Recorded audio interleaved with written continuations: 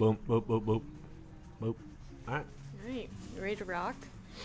Game Rockin'? on. We're recording. It's your cast, okay. so you're leading it on. All right. Awesome. Cool. Well, I'm so excited for this because I actually just heard Farrell's story the other day about. Hold on. We don't need background music. No copyrighted music. Okay. Oh, good call. Good call. Yeah, All right. Otherwise, they're not going to get monetized because we make so much money Yeah. on, you True. know. You guys are well, good rich. call. All yeah, of you it guys is are rich. 200 We're trying to be like they'll take you. it down. Yeah. We're trying to That's- be like you. I'm not worried about making money. They'll take the whole thing off. Okay, All right, noted. so go ahead and lead us in Okay, again. cool. Well, yeah, I'm really excited to hear your guys' story. Because I heard Farrell's story a couple days ago, and you actually came up about how he got inspired for freediving. Yeah. No. I don't know I if you tell know. everyone this I don't story, know if yeah, you knew yeah. that, but Farrell's first experience spearfishing and freediving when you guys were kids, and you Was inspired in marathon. Yep. So my stepmom and Eric's mom are like besties. And I didn't know that. Yeah. From way back. No way. Yeah. From yeah. college, right? They were friends or Yeah, before FSU, that. I didn't know that. Maybe even I think it before was- that. I think it was yeah, college, yeah, yeah. they're literally besties. So That's cool. killer. So yeah, I was probably 12 at the time, and we got invited to go to mini season with you guys in marathon, and that was my first experience ever hunting underwater. I always forget how long we've actually known each other. I know, it's crazy. You know, it's weird. It's crazy. So been after a long that trip, time. I bought a little JBL spear gun. I was hooked. I was like, dude, I'm going all in now. And I haven't looked back since. So. Nice. That's Nice. awesome. And here we are. That's so funny. What a full circle thing. Yeah, I know. exactly. I know. When he told me that, I was like, wait a minute. That's so freaking cool. Like, I had no idea. Yeah, when we do this intro with our students in our level 1 class, we always that's what I tell them. They're like, "How'd you get into this?" I'm like, "That guy." Dang. I'm honored. That guy right there. So I guess I'll lead into. And I had no idea what I was doing at the time. Well, you look like you know what you're doing, so. Questionable. Yeah. Very questionable. Cool. People say I do, but I guess I can lead us into. Can you just introduce yourself? Daisy. Daisy. shop dog. Come on, we're doing a Shop dog. podcast. I'll pay you though. Can you just introduce yourself, your name, where you're from, and what you do now? For sure. So I'm Eric Strauss. I've been in the dive industry for probably coming up on 8 years total. Yeah. Not 8-9 For years sure. or so, give or take. So we've been in the industry for a while, which is kind of a fun word to say. I like throwing it. I'm part of the industry, but in the game. yeah, right. Just been working away. But so we originally, I say we because Rodman and I's story kind of goes hand in hand from the professional side of it. But I guess going before that, I grew up diving in the Keys, going to that same house down in Marathon where Farrell came down to, and that was my introduction to spearfishing was through my dad, who really all we did back then was lobstering primarily, and then shooting red grouper out of the same lobster holes in Marathon, which anybody who listens to our podcast through over the years as well has heard many stories from me talking about how much I love shallow water diving in the Gulf. Well, that's why, is because that's where I cut my teeth. That's where I cut my teeth. And even still today, It's super fun. Low pressure, not like you can kind of goof off a little bit 100%. and still be productive, still get dinner, and Yeah. it is And there's- super fun diving. there's no ego to it. Yeah, It's like yeah. I can go with anyone. People have never dove before. People have dove their whole lives, and everybody's going to be having a good time. So that's where I started. That's what got me into diving. Not long after that, probably, I never really started taking spearfishing much more serious than just that until probably in high school. One of my buddies, Andy, shout out to Andy. He's been thrown out on the podcast quite a bit because he was pretty involved in my early spearfishing career. He was also down in the Keys, and he invited, we had just become friends through high school, and he invited me to go out, and he was like, yeah, we're going to dive 40 foot. I'm like, 40 foot? What are you talking about, dude? I'm used to 10. You're a madman. Yeah, and I just remember how wild that sounded to me at the time. My brain was blown up over that. And the first time I tried it, instead of a weight belt, I don't know if you remember, I'm sure they still make them, but the old school scuba clip-on weights. Uh-huh. That's like a brass clip, like one of these things. melted into the top of it. It's like sausage shaped. I clipped that onto the waistband of my board shorts. That was my weight. Innovative. And, did not shoot anything. Super safe. Yeah. Yeah, that 1 pound to 2 pounds of clipped on weight really made the difference. Made all the difference in the world. But no, ever since then I've just gotten more and more into it. You know, growing up, going to the Bahamas as well. Been going to the Bahamas since I was probably 6, I think, something like that. But back then I was so young, I wasn't really doing much spearfishing or diving until, again, that high school range is when we kind of started going back to the Bahamas more. But yeah, so here we are. I started working and quickly found out that I did not like working in a desk job and got into the industry, into the dive industry at a different shop and worked there. That's where I met Rodman originally. He was already working at the shop, and now we're running our own. So here we are. Yeah. We've got our own thing going. Love it. I love it. My story is very similar, except for the Keys was the Bahamas. So growing up, before I was born, my grandfather was going down to the Bahamas.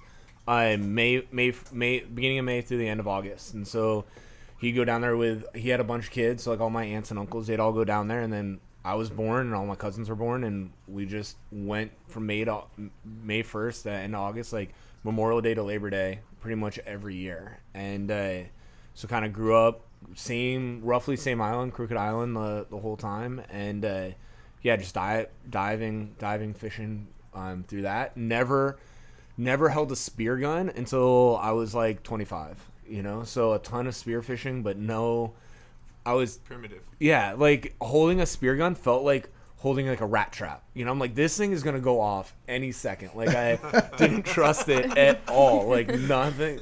Like, yeah, absolutely no faith in it, and not much more now. But I grew up doing that in high school. Like senior year of high school, when I turned 18, I became a dive master, a PADI dive master. I took that through instructor, got to travel a bunch with that.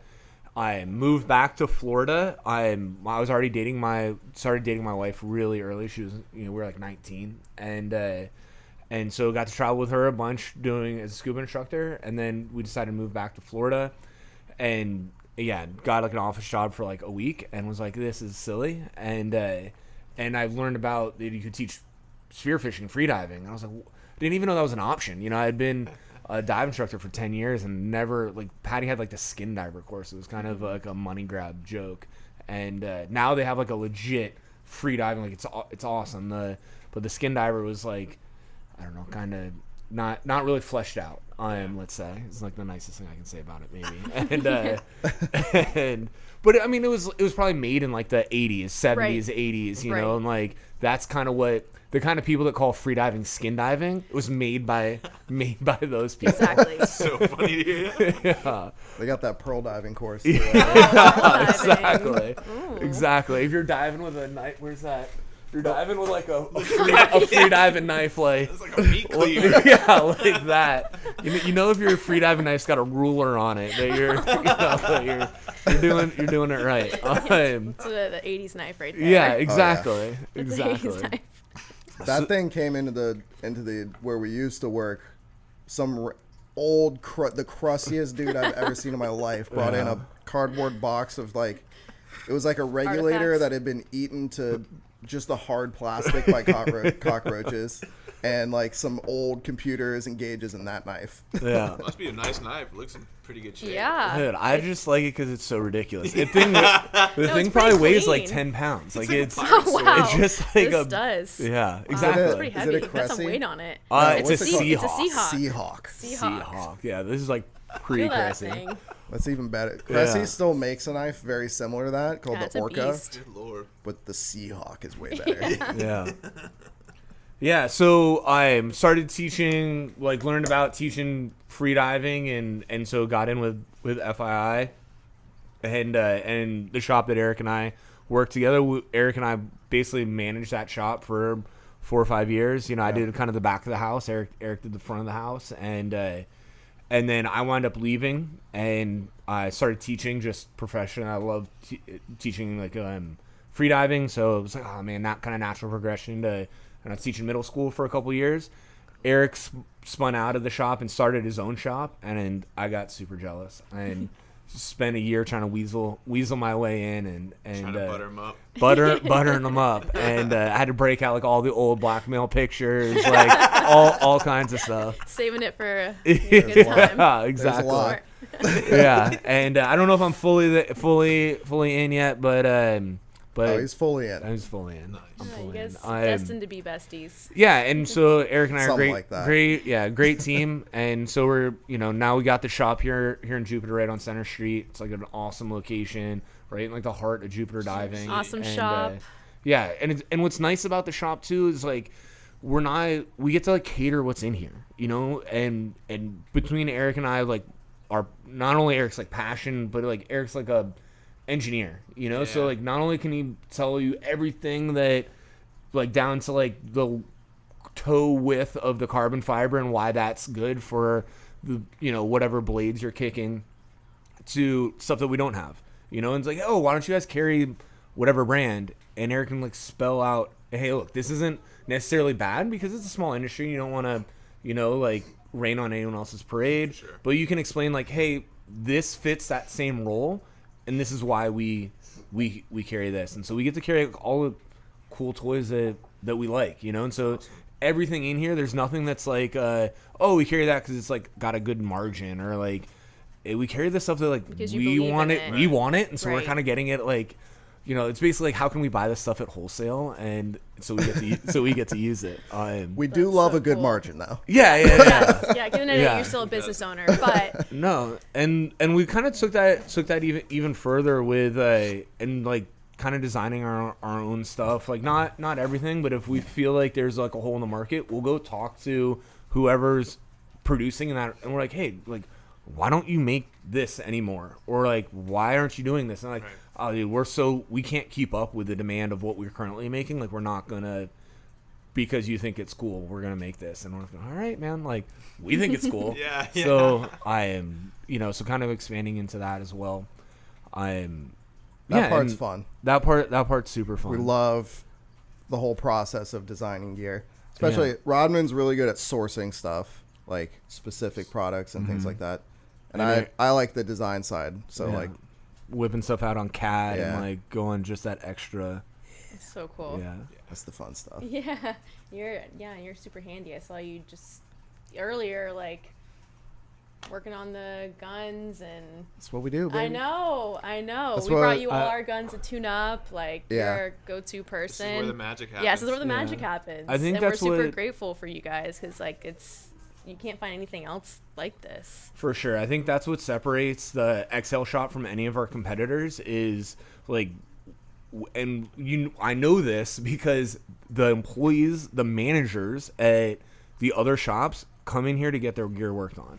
Right. And it's like, just because they have like some tools doesn't mean they have like the workshop capability. And if you're at any shop in Palm Beach County, the person who's working on your gun was trained by Eric, or was trained by There somebody you go. who was trained by Eric. So you're getting like the watered down, like the only reason the lights are on is because of Eric's know-how when it comes to like working on stuff, and like really being able to like not tell you why, like help That you TLC make in that there. Yeah. help you make that decision. So That's whatever it definitely- is. Where like we've kind of built the shop name on is the workshop. Yeah. The The workshop capability of the and workshop. experience. If you go into any other shop and you're like, oh man, how was diving this week?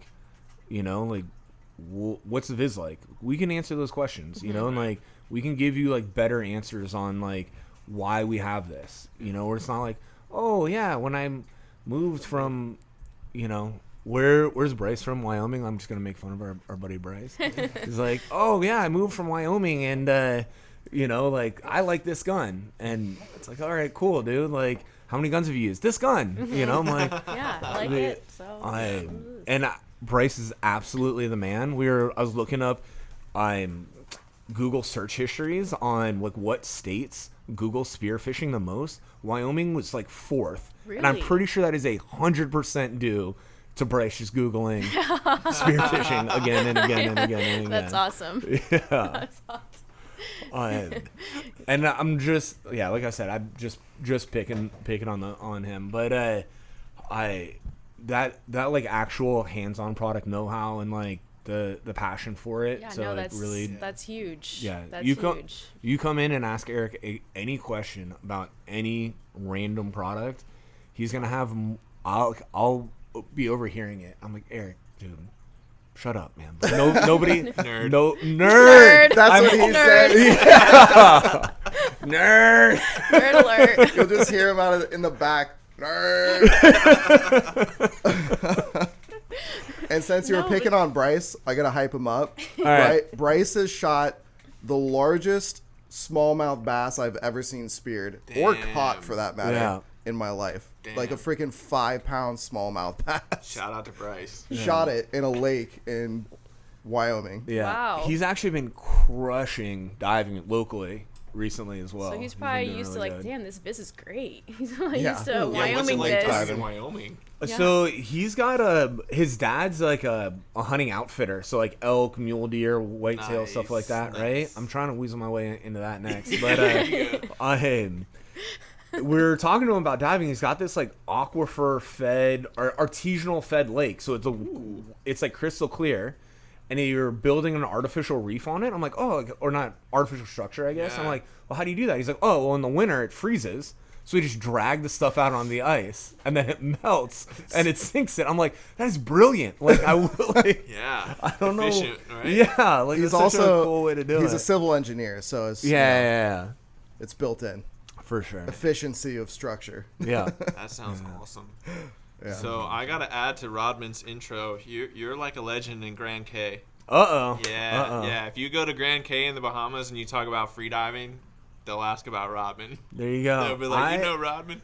I'm nervous to hype up Grand as much as I want to. It is the coolest spot in the Bahamas, and I think the Bahamas is the coolest spearfishery in the world. For sure. If like a typical day in Grand is I will wake up, go catch a bonefish in the morning. It takes 15 minutes. Yep. Like it's zero effort, but I get to go catch one. Especially if like I got a buddy, Taylor Higgins. Shout out Taylor. Higgies is fly or die. That guy is like hardcore.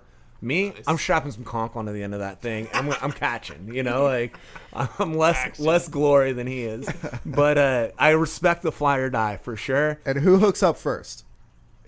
The conch. What's nice about the fly, you gotta like present it just right, and, like, you know, like strip it right in front of him. The conch's like splat right down in the school, and they all scatter, and they smell that conch and come right back in. You know, like, There don't even need to be a school. You just put the conch out. And they're coming. We Spiros don't have time for that. We gotta. yeah, we're used to exactly. That's the whole reason I go spearfishing instead of hook and line. You know, They always eat steel. they always eat steel. Just like the shirt says. We won't talk about the shirt. Yeah, sorry. Let's drop it. What Drop shirt? What shirt? Yeah, I don't know what shirt. Yeah, so really like wake up, go back, eat breakfast by the time like all the the rest of the crew is ready to go. Then go out and like head hop all day and crush it in like relatively shallow water. Like the heads behind walkers are like 15 feet deep, and giant hogfish, giant mutton, and like decent sized grouper come out of there all summer long. And then at night when we're tired, we'll go like, oh, let's go see if we can catch like a blackfin tuna or something. It's like right on the other side of Seal Key, right like there. right there. You're like another 300 yards past the dive spot, and you just get a couple rums in you, and you just troll back and forth, and like we've Man. beat them up. Like I've caught marlin right there. Like it's Paradise. Yeah, that sounds unreal. and then after that, you go into town, and it's like the coolest Bahamians on the freaking planet. Like Super cool. they're like authentic. I don't want to like.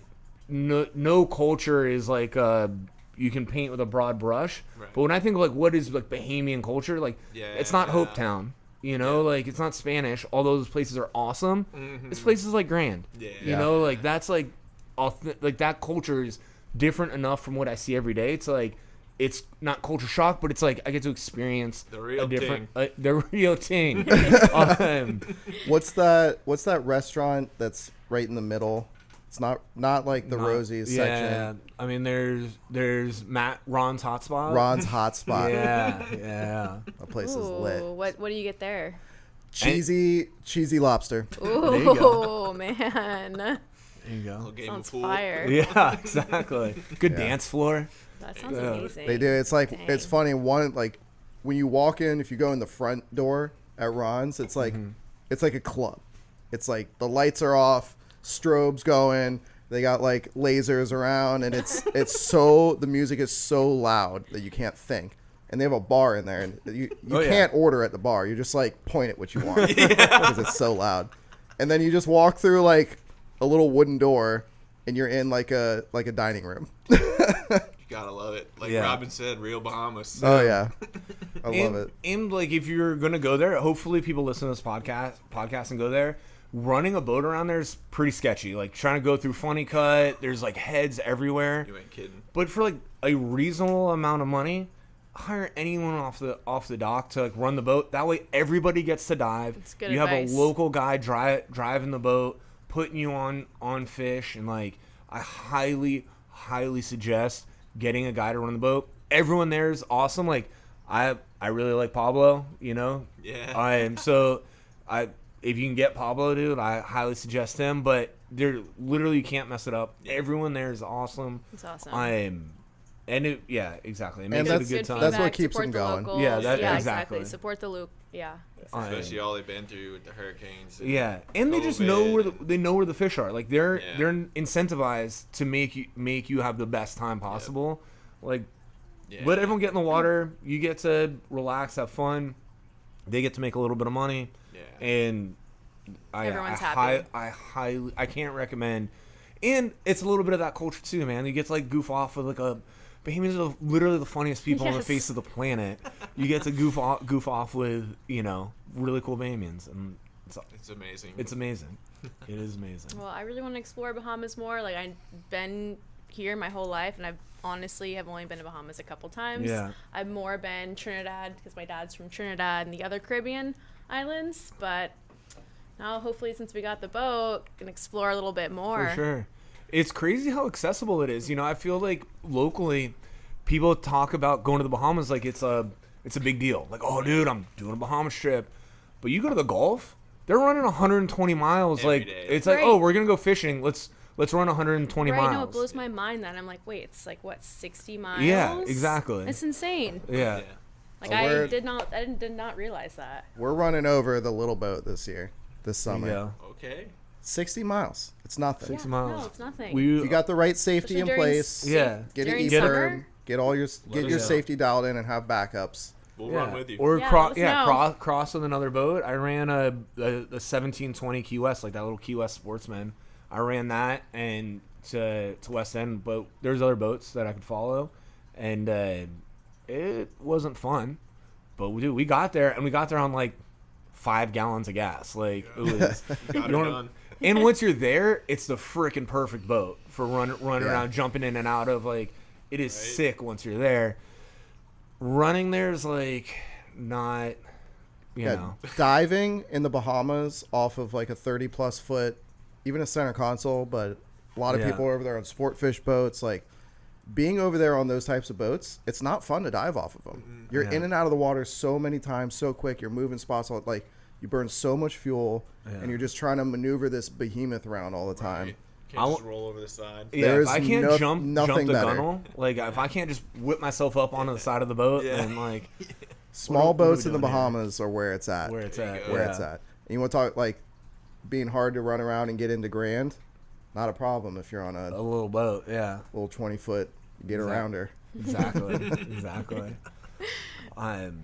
DIY Waterworld, man, cool. Forrest, yes, Yeah. that's who I Forrest. shout Shout out out to to Forrest. Forrest. That's who taught me to become an instructor. Nice. Yeah. So Forrest is an absolute character. He's like He out of a is. Carl Hyacin novel. Like the guy is, That's a great analogy. yeah, like That's a he's perfect analogy. he's not real life, but He's a modern day pirate. he's He a modern day. is. Yeah. I'm like all the good and the bad. Like the guy's just. Every time I think I got him figured out, I can't wrap my brain Yes, I around know. him. He's taken that small boats to Bahamas stuff to the extreme, like Oh my more gosh. extreme than I would ever do. But it kind of I Just like the that it smile on his sets the face, window of like what's possible. Right, You know, like the guardrail. The guardrail's like a little wider when you see him like dude, I glued these 7 popsicle sticks together and I strapped an outboard to it. Like, And he's there. yeah. Dude, you His want to talk videos are about like, awesome. although he does cross on some sketchy boats, that dude can build a boat like nobody I've ever met, Yeah. and For like sure. extremely well. Yeah. Build Yeah, and rebuild. It's wild. Yeah, It's his, wild. his videos are, like, I wish Yeah. he would like commit to it because that content is like I enjoy. trying. It's epic. I really enjoy watching it. He's trying, and he's Yeah, doing so shout better out- at shout it. out to him. He's getting more consistent. Yeah, I mean, Yeah, it's for a sure. lot to run a whole YouTube It's a lot. page. It's a full like- time deal. Oh, dude, it's way more So I can work. only man. imagine being a pirate and trying to run a YouTube page, you know? Yeah, like, right?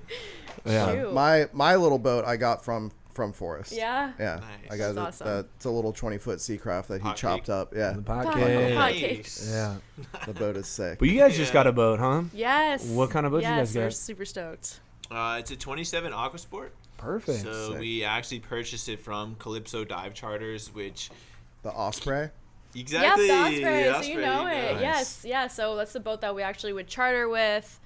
So we're super familiar with it. It's perfect for what we need. And I've also known Lewis since I was like 18. Shout out to Lewis. Shout out to Lewis. Like since I started in the diving industry, like he was kind of like my mentor. I call him my dive dad. Like he's helped me out with so much. So he knew we were in the market for a boat, and yeah, Yeah, helped we're us excited out. to do Sounds more. like a legend. I know Yeah, he is. yeah. He showed us. He's a cool dude. Yeah, I did Very my first knowledgeable. oil change yesterday. Very Nice. excited about it. Yes. She so got down and dirty. I I'll show did. you all the pictures. She had her overalls I had my on and overalls everything. on. Nice. Like, Excited I was about like, this. I want to learn to do all this. Did it. Good. He showed us how to do it. So I'm like, all right, I got this. That's Good. awesome. Saved us I like over respect that. $1,000. That's you awesome. know. What kind of motor you have on it?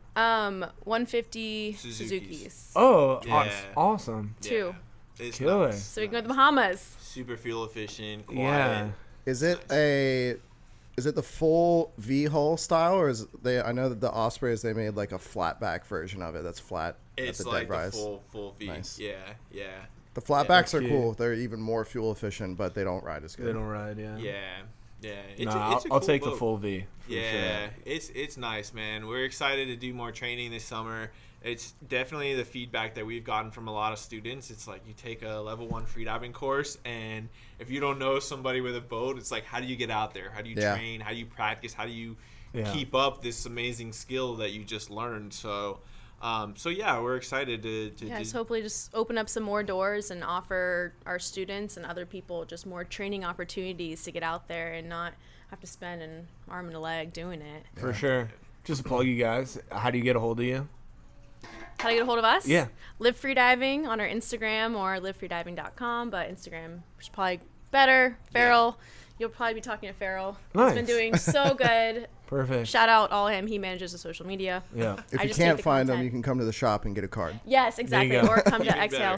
Spearfishing. Exactly. Get a card. Yeah. Sounds But good. it's cool. I think, we've found some good success, kind of similar to you guys. I think that, people really like being able to work with the owner operator. Yeah, for sure. Like you said earlier, that passion's there versus, a worker who's just working the job because they have to, or their parents made them, that Yeah. passion's not really there. So it's been fun, man. It's it's tough. We live in a very expensive area to live, and For freediving sure. and spearfishing doesn't pay so well. Just gotta get creative with it, and Yeah. For sure. I think the passion kind of shows. Like I Yeah. Totally. honestly forget about money. I just do it because I love it, and at the end, I mean, we've been pretty lucky that we've been doing this for 6 years now. That's awesome. And I think it's kind of cool. Similar story to you guys. Like Farrell's in corporate world and just did not like it. You could just see he just was not happy, and I was always kind of just like a hippie gypsy in a way, and I was just diving, and I knew Farrell was a great diver. I'm like, you're great at this. Like, Yeah. come, let's see what we can see do. what we can do. And he had the business mindset behind it. So It's definitely something that I would encourage everyone to do at some point in their life. Start a business, even if it's a side project. You learn so much, so many life skills, Yeah. how to be self-sufficient and Versus like the other job that I had, it just makes everything so like comfortable and convenient for you. Yeah. Like your healthcare is paid for, you've got your salary, you just kind of like show up to work every day. Versus now it's like I have to do all that stuff by myself. Yeah, you don't really understand what goes into it, Yeah. providing all that. Exactly. And Like even the if you drive vaccine. it into the ground, let's say you spent $60,000 on a business and you drove it straight into the ground, that you will know so much more about business spending that than spending $60,000 on a business degree. You'll learn That's so so many true. lessons. Yeah. Didn't you say you kind of learned more starting a business than doing your MBA? I mean, you probably learned tons in Totally. your MBA, but like actually applying it and Yeah. Yeah, so having I have to a master's in business from FAU, but I've definitely learned way more Totally. like doing it yourself. Well, we were talking about this yesterday. It was like taking an accounting class is like awesome, and you get to like learn it, but all the numbers are hypothetical. Like you don't really have the experience. Like all of a sudden, when you're like, oh no, I have to make this balance sheet actually balance with like real life numbers, and there is $10,000, like not like a nominal amount of money, like that I need to account for. That is not like on a test. It's like, oh, I got an 80 out of 100. Like that's pretty good. Right, But like right. in real life, you're like, no, Yeah. like Right. 20% 100. of this is missing. right, You know? Like, right. Great Right. analogy. Yeah, that is a great So analogy. definitely like encourage anyone that's listening that wants to start a business, something that they're passionate about. Like you said, even if you fail miserably, you will learn so much in the process. Yeah, and then it feeds that, like, how would you know I'd rather do it and then versus I'm 80 years old and like, man, I wish I started that freediving company. I wish I got to travel. I wish I got to start whatever. At least you can have this desire, try it, see if it goes good. Cool. The worst is that it doesn't. And Yeah. whatever, you just move on, and the way you're going to learn something, maybe that sparks some other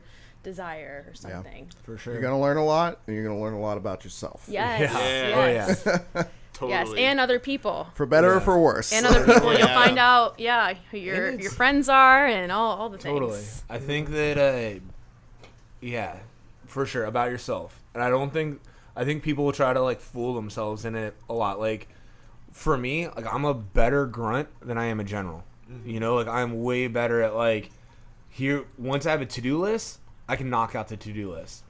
Figuring out the to-do list is a little trickier, Yeah. you know? And I think everyone's kind of got their, like, their strengths. Right. But And I think that's why it helps, too, to have, like, a partner or Totally. a friend or something, because you both have your strengths and weaknesses. and to hold someone else holding you accountable, or you Exactly. holding yourself accountable Right. to somebody else. I think Exactly. yeah, I saw that a lot with so in college I was like a little listless, like I didn't know like what to do, you know, and I joined a CrossFit gym. One of my buddies dragged me to CrossFit, which I think is like it's got a lot of hype, and all like the stereotypes are probably true with it, but all of a sudden like working out, like I would never work out, but then all of a sudden it was like not only to the coaches, but I was like on the hook for some money, and like my buddies were going, like if I didn't show up, people would be like, yo, where were you? And all of a sudden I was like eating right and working out, like all the stuff that I would never have done on my own because I was being held accountable. And that same thing now is like Eric and I in the shop, you know, like all of those same things now apply, if anything, 10x. Right. Yeah, you don't want to let your buddy down. Yeah. And my advice with like going into partnership with somebody in business would be, don't rush into that.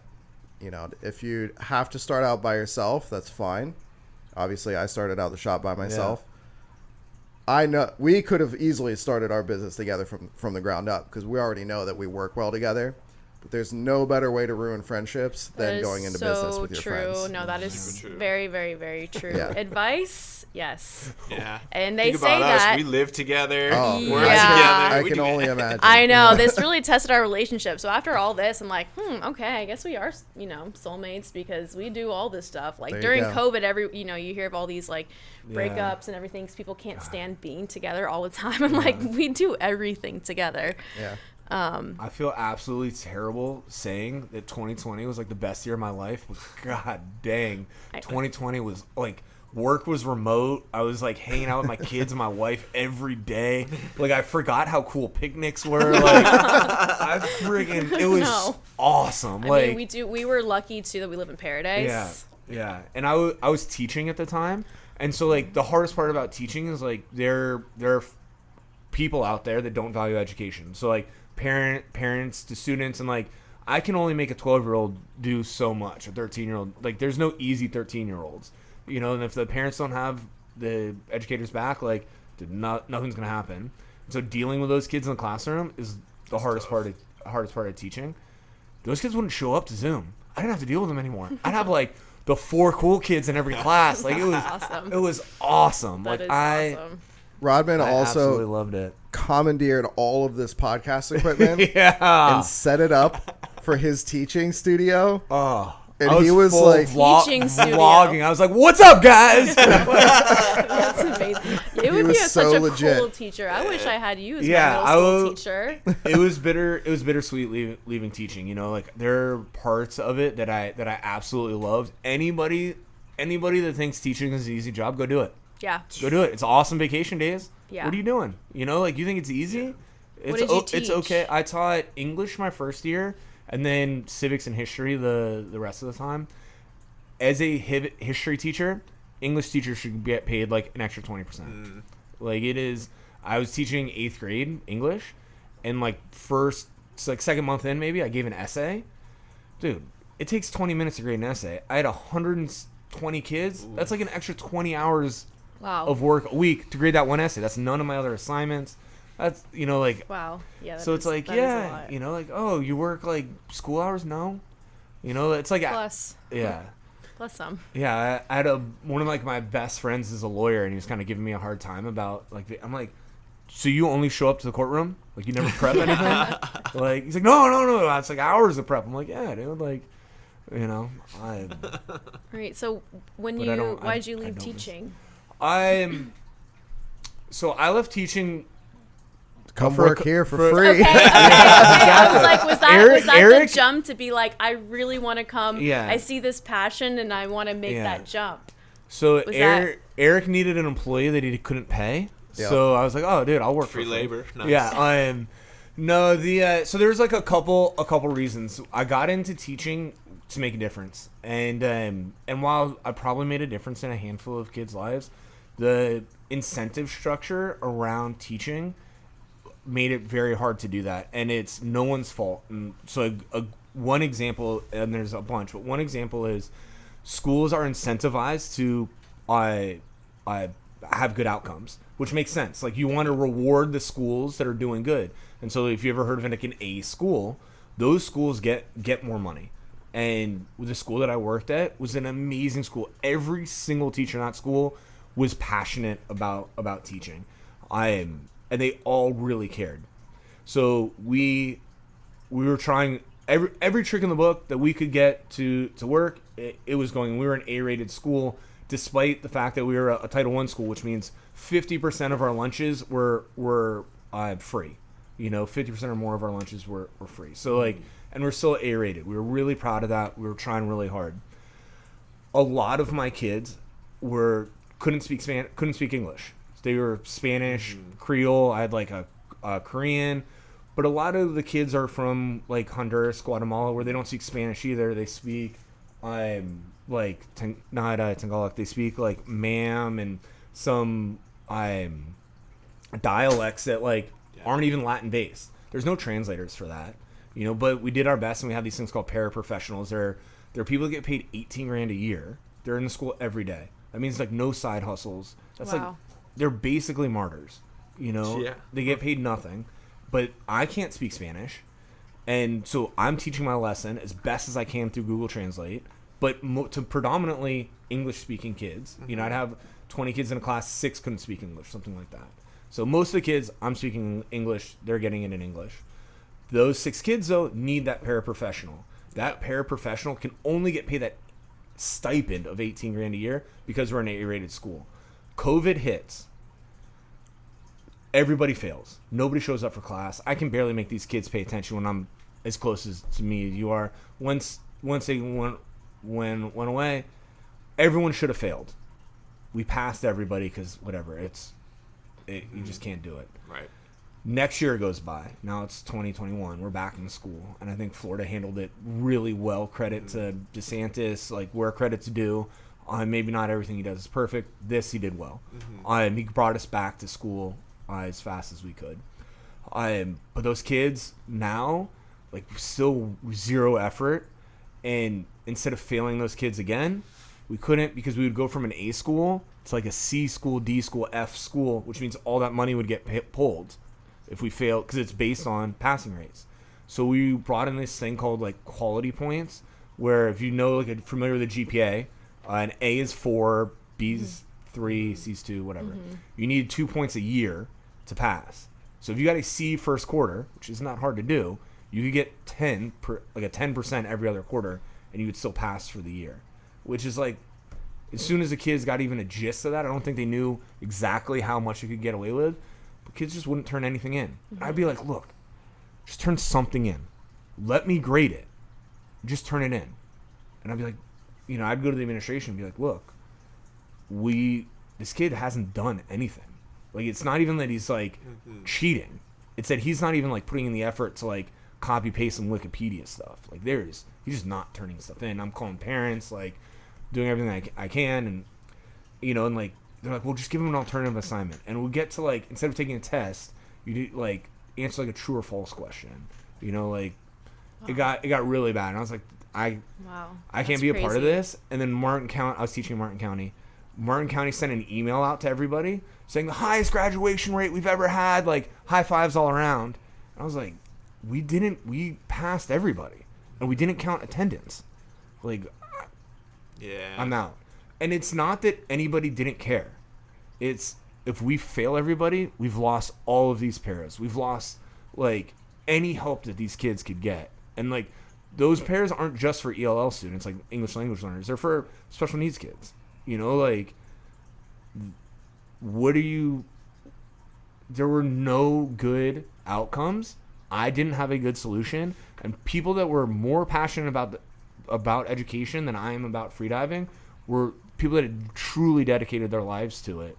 Were doing everything they could to figure something out, and they didn't have any answers. I didn't have any answers, and the behavior was just getting like so and like the behavior is a whole nother thing.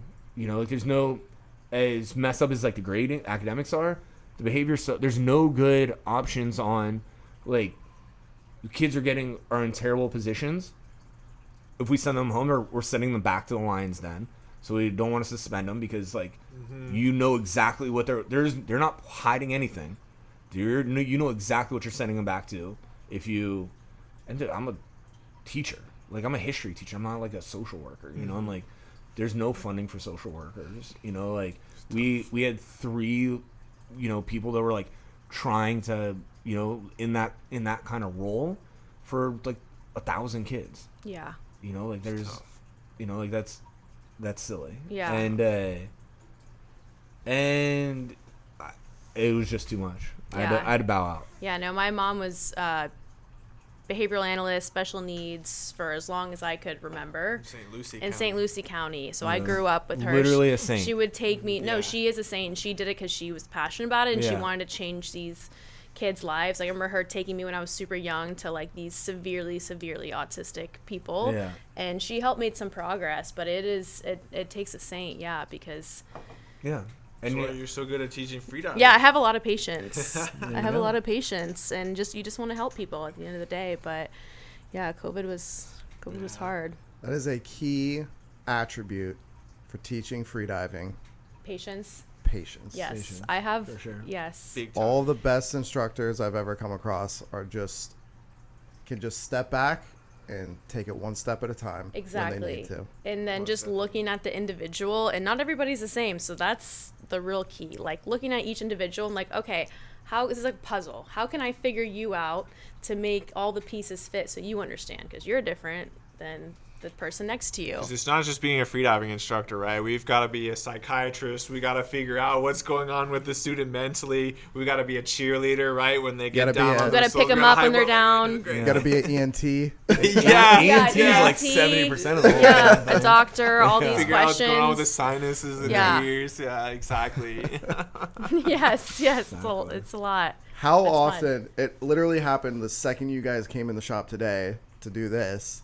We had a couple customers here, and they're like, "Oh, you guys teach freediving?" It's like, man, I can't clear my ears. Like, what do I got to do for that? How often do people, as All- soon as all they the find out time. that you teach All the- freediving? Yeah, all the time. And even like, That's probably even the just number one. Yeah, even just snorkeling or even just anywhere. Where did I go? I went to the dentist and I was just like, oh yeah, I'm a dive instructor or whatever. Oh, I can't dive because I can't clear my ears. I can't equalize my ears. All that's constant. Right. Like, And- well, it's a skill. You can learn it. Yeah. Sometimes it is a physical limitation, but most of the time it's just they're not doing the technique Yeah. correctly, Yeah. right, Rodman? Yeah, Like, for it's- sure. they don't understand Frenzel, and so Or they're not doing it enough. That's the biggest thing. That's And what it's I didn't That's realize. a hard thing to teach. For It sure. is. It's a really For hard sure. thing to teach. Because it's not, you can't just be like, oh yeah, bend your arm. It's like, Right. nobody, if you're not familiar with using these muscles, like, Yeah. right. Yeah. you can't really explain to somebody that hasn't felt it. For Right. sure. You have to Some feel people it just before do you it understand naturally. It depends on your speech habits, your eating habits, all these different things.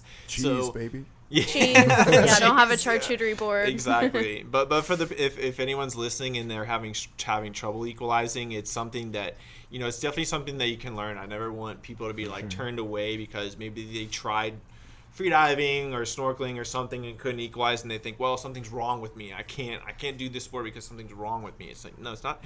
99 times out of 100, it's not something wrong with you. It's just something we need to work through. Right, Yeah. you need to work on it. You can work on it because it's a skill. You just need to learn the proper techniques of how to do it and when to do it.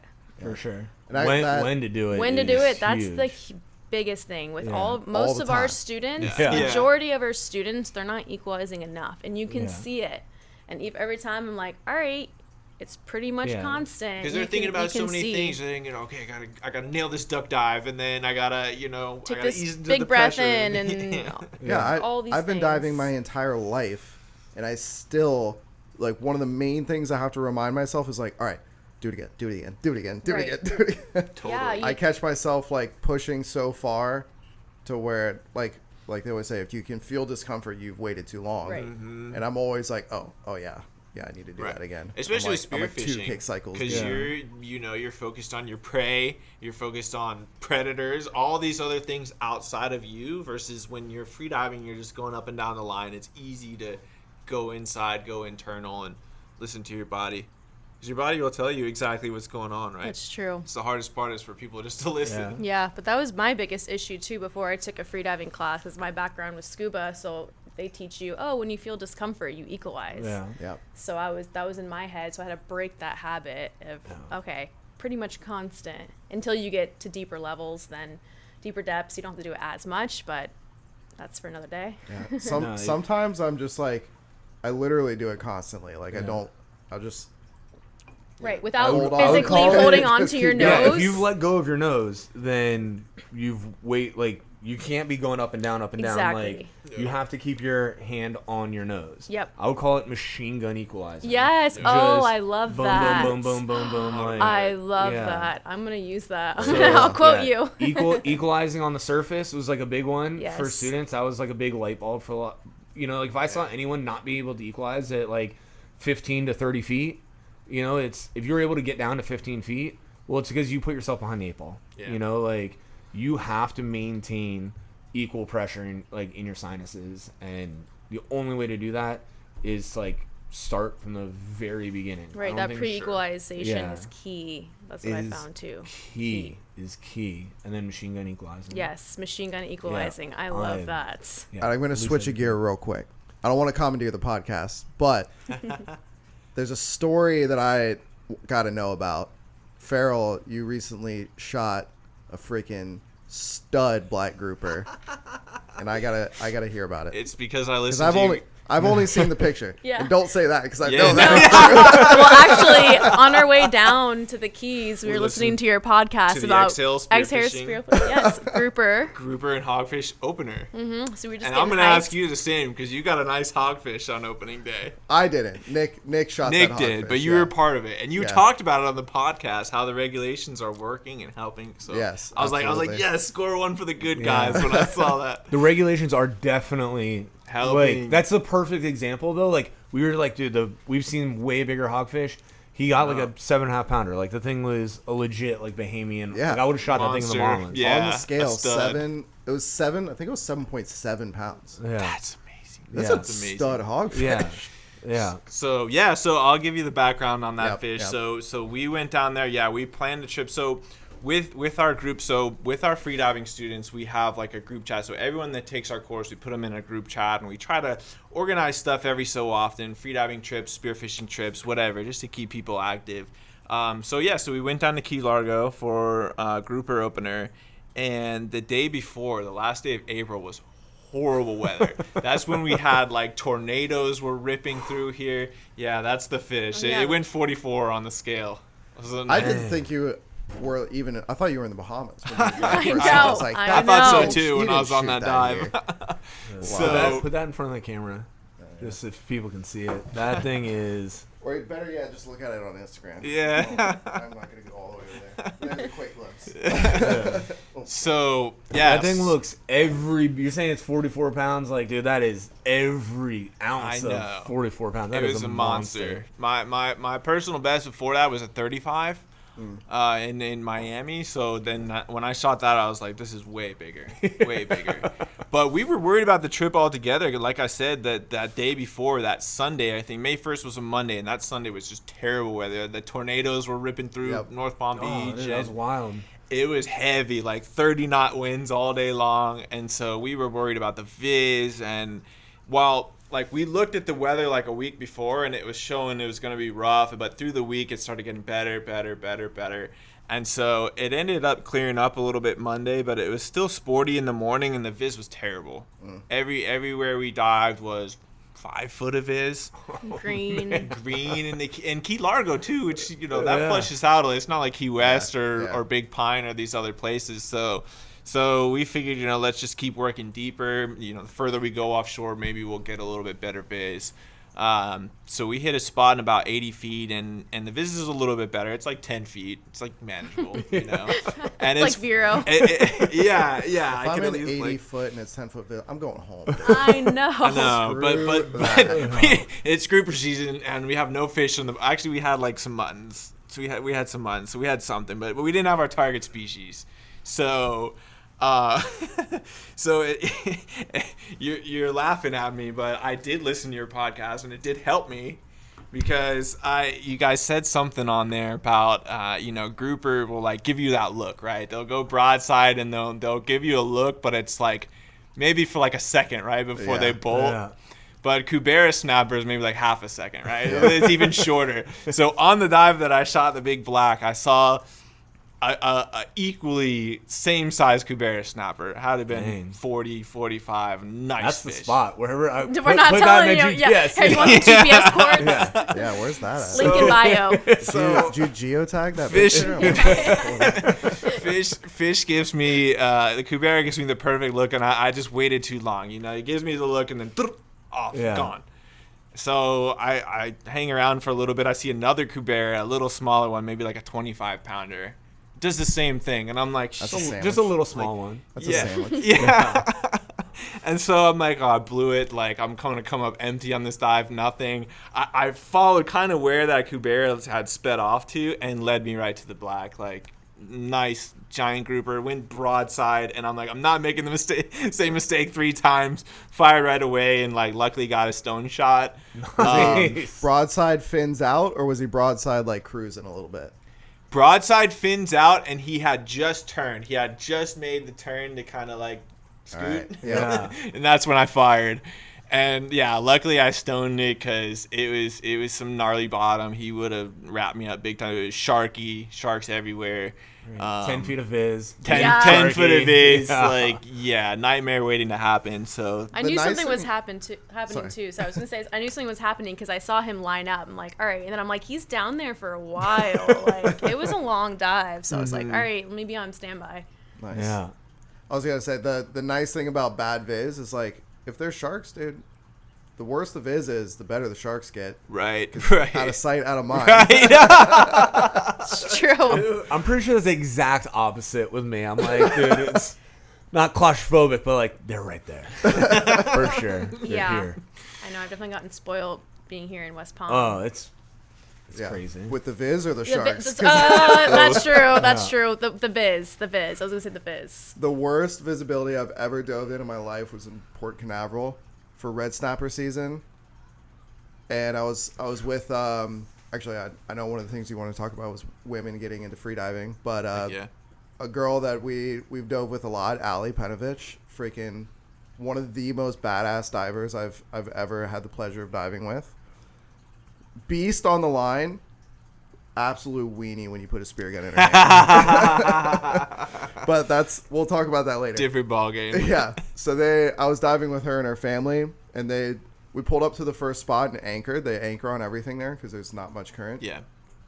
And her dad's like, "Oh, just go in and like drop to the bottom real quick and see if anything's around." I'm like, "All right. How deep is it?" He's like, "It's like around 70." I'm like, "Okay." Like, it's like 8 in the morning. We haven't been in the water at all yet. I'm like still eating like a gas station breakfast sandwich. I'm like, sure, I'll drop to the bottom. yeah, I'll just drop real quick. So I jump in, and it's already bad viz on the surface. It's like 10 foot on the surface probably, and straight off the bat, like 2 silky sharks or sandbar sharks or something, like straight in my fins, like beating around inside of my fins. I'm like, I was like, all right, we should probably move. He's like, "No, just check real quick." I'm like, I didn't want to be like, I didn't know him too well yet, so I was like, "All right, man, like I'll check it out." Sure. I dive to the bottom, and I'm just pulling down the anchor line, and it's definitely all a 70 foot. And I get to the point where I just can't see anymore, so I'm just like, all right, whatever. I'll close my eyes. It'll open up on the bottom. So I pull down. I like run into the bottom, and I open my eyes, and it is pitch black, dark, midnight. Cannot see my hand Zero on my sunlight mask. penetrating. I'm like, okay, we're going up. That was the most terrifying dive I think I've ever done in my life. It's horrible, man. Kiki's from Vero, so we've been doing a lot of diving up there, Sebastian, Fort Pierce, and it's miserable, man. Yeah. Lots of fishy big up there, fish, though. big It's fish, fishy. big Fishy. lobster. Giant, Huge. kind of not as many lobster though. Yeah. But then when you do find one, they're freaking a dinosaur. Yeah, the biggest ones we've got. Well, actually, we'll keep it down low, but Big one. somewhere up there. But Yeah. I mean, that's where Double I'm from, digits. so I'm used to being clear. When it's clear, like you get out there, Oh, like yeah. literally on lunch break, because I used to work at the dive shop Yeah. there, and we'd just be on lunch break getting out there. It's never clear. Yeah. But ever since I've lived down in West Palm, I'm now a pretty girl diver a little bit. So It happens. yeah, for sure. yeah, I'm It's like, easy to get spoiled with it. I know. You're like, Yeah. oh, dude, the viz is like 30 feet. I know, So it's like really bad. not that. Yeah. So bad. Out there, they're like, this is amazing. I 30 know. feet. Yeah. Like, Yeah. let's go. Yeah. That like mid-Florida stuff has become some of my favorite diving out there because of how fishy it is. Yeah. And I've had the pleasure of diving it when it's top to bottom, and it's That's like nice. that alone has addicted me to it. It's like I'm gonna go regardless, because just on the chance that it is, it's like the best diving I've ever done in my life. Even was the whatever up there. fish, the spade fish, the black margate's just like overgrown. Right? Yeah. Huge. Everything is Amazing. freaking dinosaur Queen stuff. angel Yeah. fish, It's one of my yeah. biggest mangrove snappers up there too. Oh yeah. Yeah. Like a Like, 10-pounders of huge. small. Yes. Yeah. Yeah. You know? You Average. forget how big they can get. Yeah. You know, like you're used to seeing like those little schooly mangroves, and you're like, Right. oh, all right. You know, and then all of a sudden you see like a doormat go by. You're Yeah, like, doormat. Oh my god, that thing is huge. The biggest mangroves I've ever seen were in Louisiana. It's monsters. That's Monsters. the promised land out there. Kubera looking. Monsters. Yeah, literally. Yeah, Literally. it's crazy. But speaking of women diving, Allie, like Eric's busting her chops because she's our friend, calling her a weenie. She's got a lot of world records for a weenie with a spear gun. She's super, super nice, super soft spoken, but a So she recently beast did, in the water. like, didn't she recently do some, I don't even know, like real deep, over 200 feet for Oh sure. yeah. Yeah. Yeah, I think she But did. It was over 200. I don't remember maybe 206 or 208, That's Yeah. amazing. something like 70 something. That's all That the way might down be- there. Yeah. That is that's- deep. that. Yeah. Yeah, Hey, that's hey. impressive. Which you're no slouch. All right, but so there was something you said when you came in the shop. You were talking about those depth same line customers. diving and then spearfishing. And then spearfishing, Yeah, which is so why I brought it up with Yeah. Allie, because it's totally a different. riot to It's me. totally different. So when Farrell says, "Yeah, I'm a deeper diver," okay, yeah, I've been 50 meters, 165 feet, but it's totally different spearfishing. Like, I definitely do not feel comfortable hunting at 70 or 80 feet, which you think I would because I've dove double that, but it's totally different. Yeah. But Farrell you shot that grouper at 70, 80 feet, you know, Yeah. like me, I I'm like, I don't know if I can shoot this huge grouper because I got to come back up with this heavy Dealing ass with fish. predators, and you're right in that range where you're at risk for a squeeze. And so Right. it's Yeah, Your no, mindset's it's way different. different. The So mindset yeah. is way Yeah. different. For Right. sure. It's way different. I remember getting into line diving and I was a FII instructor, so I was like going through all FII stuff, but like doing the level 2 and like thinking how cool it was to like I mean not cool, but like impressive deep dives are. Yeah. And they still are.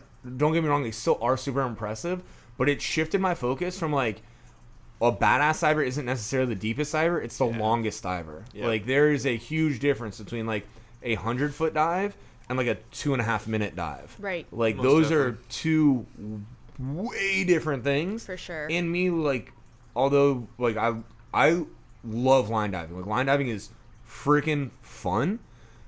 I like spearfishing way more.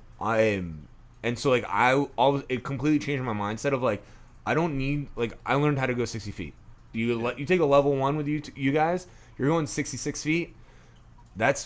You can shoot anything you want, even off of Jupiter where it's deep. You can shoot anything you want if you're comfortable diving 66 feet. It completely changed my game to like now I just want to learn how to stay down. Like how can I like get comfortable extending my bottom time, you know? Like and it's not only like a different kind of diver, it's kind of a different skill set. Like once you go past like 90 feet, we were kind of joking about equalizations earlier.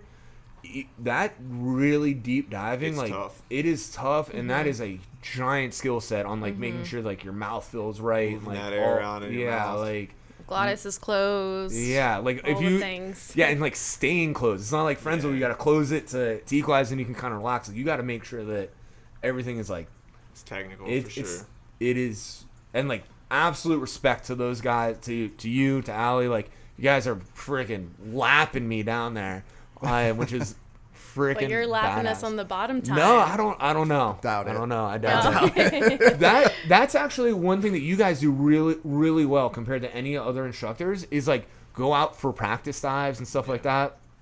I just kind of linked back up with some of my dive buddies, and we've been going out more consistently. And so like there was like a couple and really what it was Eric and I started making a bet where if we don't shoot a fish in a month, you owe the other person $150. Oh wow. So like that really got us like, you know, like it's just like we were saying, being accountable to something, having something on the line. No more screwing we had around. to do it. We yeah. had to do it, but It's easy to get out of it when you're in the shop every day. You know, Yeah. it's like time just For goes sure. and Owning a goes and goes business. and goes. yeah, working on the weekends, Exactly. you know. But Like usual. but so we, but going out there, like I've noticed it was so clear. Like my first, you know, like let's say we went like 4 times over 30 days. The first time versus the fourth time, like the so much more comfortable. And if you're diving off of Palm Beach, off of Jupiter, it's not shallow diving.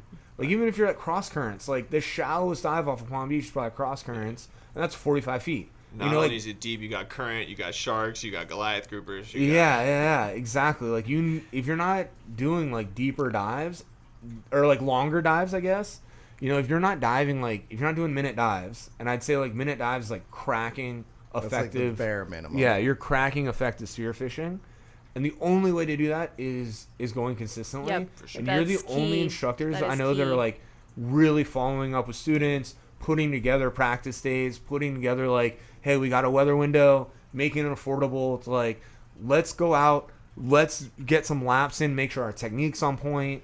You know, if you want to get to that minute plus diving, you can't be looking at the bottom while you're No. swimming down. Like, Yeah, you you got to gotta make put sure the that time like in. your technique is on point, being efficient, so you can actually hunt. You know, like a lot of my level 1 students, you know, when I was an instructor, like, oh, I hit 66 feet, I'm gonna go like spearfish. I'm like, that fish better be right under you. You know, like Right, because it's game. exactly, just down and up. Yeah. It's totally different than actually And- spending time. And like you were saying, for like with a current, like, dude, that better be. You don't have 20 minutes to breathe up. Yeah. You gotta Yeah. go when you gotta go. Man, But that's also why spearfishing does make you a better freediver and line diver too, because you Yeah. have that time and And vice versa. vice Yeah, versa. yeah, totally. Yeah, Totally. they go hand in hand. Getting into line diving, I got into line diving way late in like my freediving career. Yeah. But absolute game changer for my spearfishing. Yep. Absolute game changer. And when I first started working in shops, I was like, I didn't really care about taking a class. I could already dive, I'd already been to like 80, 90 foot without taking a class. Not that I recommend anybody do that kind of stuff. There's a lot of safety to be learned just in the physiology of what's happening to your body at those depths, which you can get lucky for a long time in that depth range and be fine, but you should know what you're doing for the most and you part. can also get it's like 1 in 100. Yeah, you can cool. get That 1 in 100 might be the first time. Yeah, no, it's true. It goes back to Farrell because I started line diving first and then spearfishing. Farrell spearfishing and then line diving. And one time he's like, yeah, I was, I had some blood, and I was like, what depth were you at?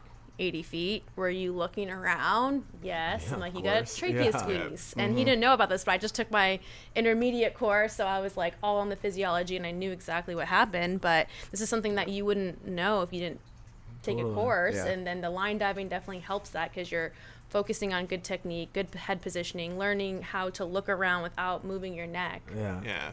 Ted Hardy talks about it a lot on his podcast. He says, spearfishing is the only sport where people don't practice, right? When you ask spearos what they do to practice, like, I just go out there and spear, man. I don't know practice, but like... I just hold my breath yeah. and pull a trigger. Right? But like any other sport, we practice, do Basketball, drills. whatever. Yeah.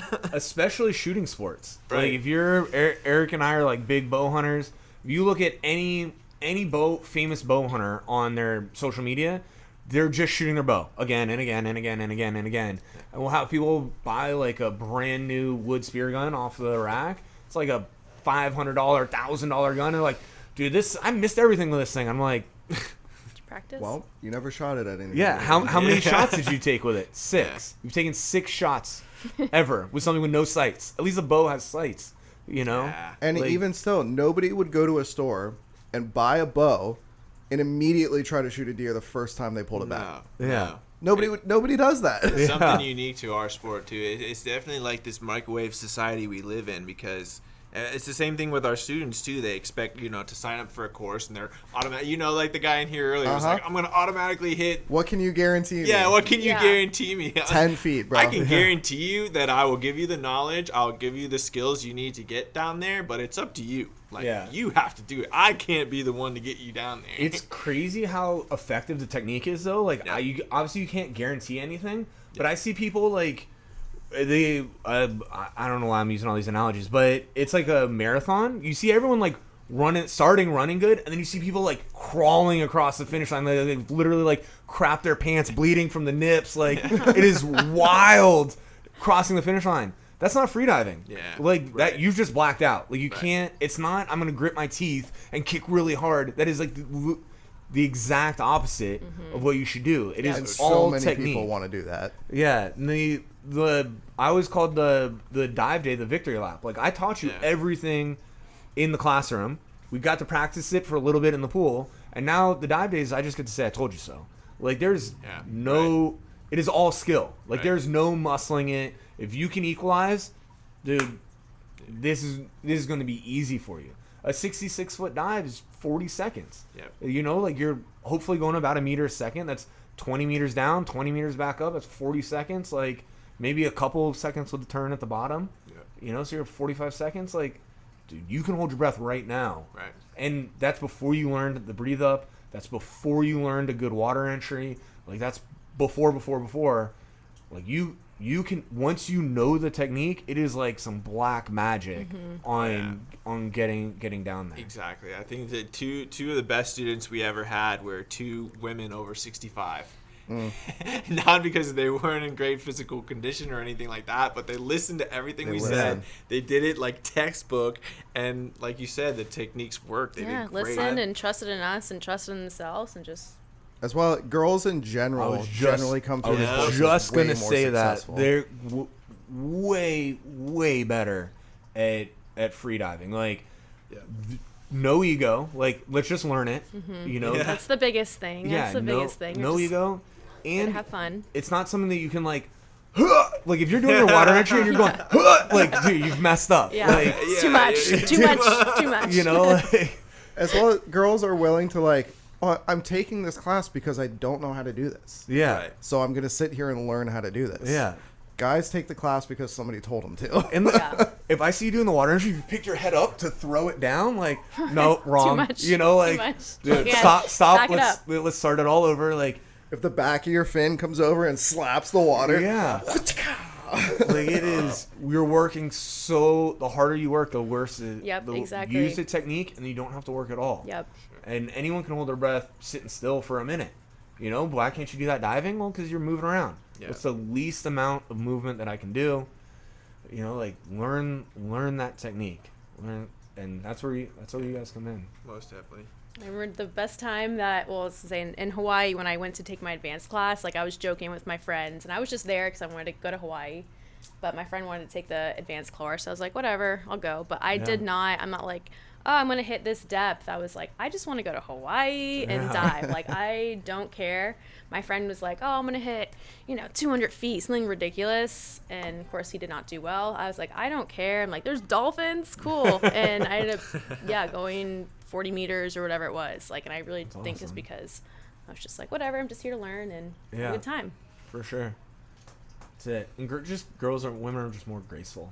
Like there's just something about that. Like you see, just like the way you like walked on the sidewalk, I can kind of tell like, all right, that person's like can control their, like they just have a little bit more spatial awareness. If you're walking like you're stomping ants, like not a good sign. Like, I don't know if that follows through, dude.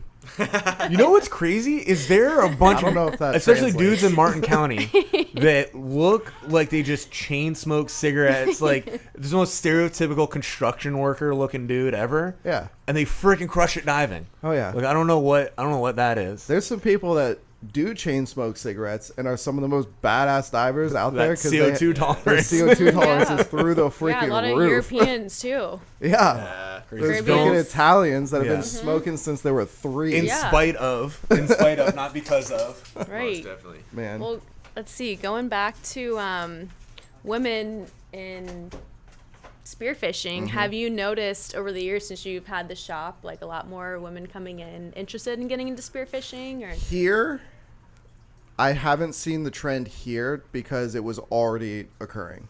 When I opened the shop, I don't know why, but for some reason we had a huge group of female divers that have like kind of just fallen into the shop here, which is really cool because That's awesome. I actually like diving with girls, and that has nothing like.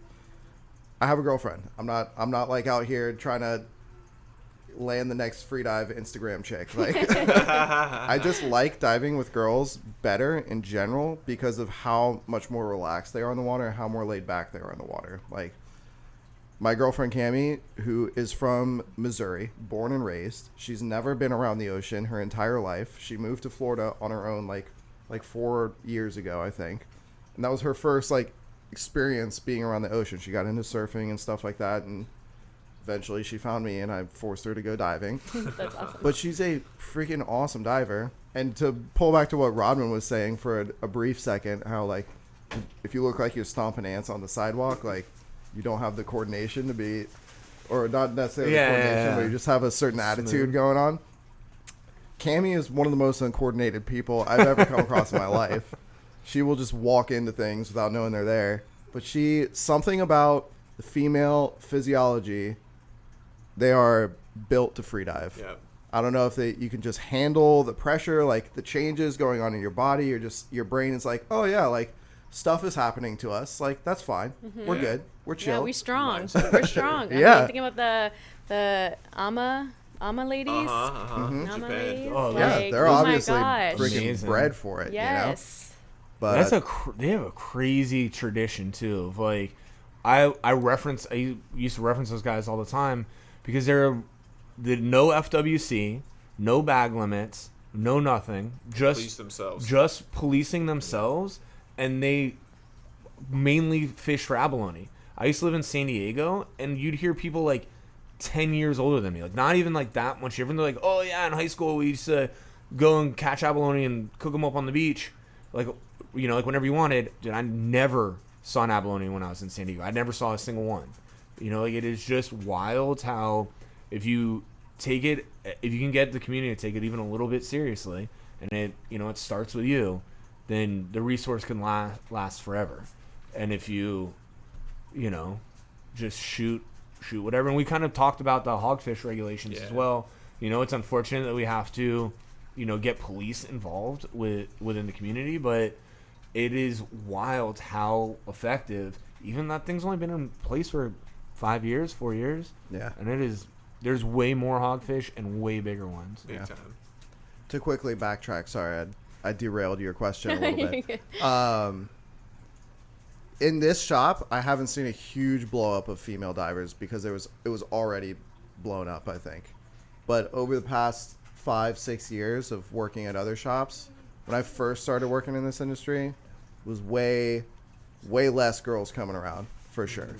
In the scuba side of it, maybe not so much. I feel like there's always been a pretty big female population in the scuba world. Not necessarily spearfishing, but maybe a little bit. But just scubaing, bubble blowing. Bubble blowing. And obviously we've seen a huge increase in women in the freediving zone, particularly line diving. Some of the most badass line divers in the world are women, and dynamics and statics. Like, they can just push themselves farther, it seems like.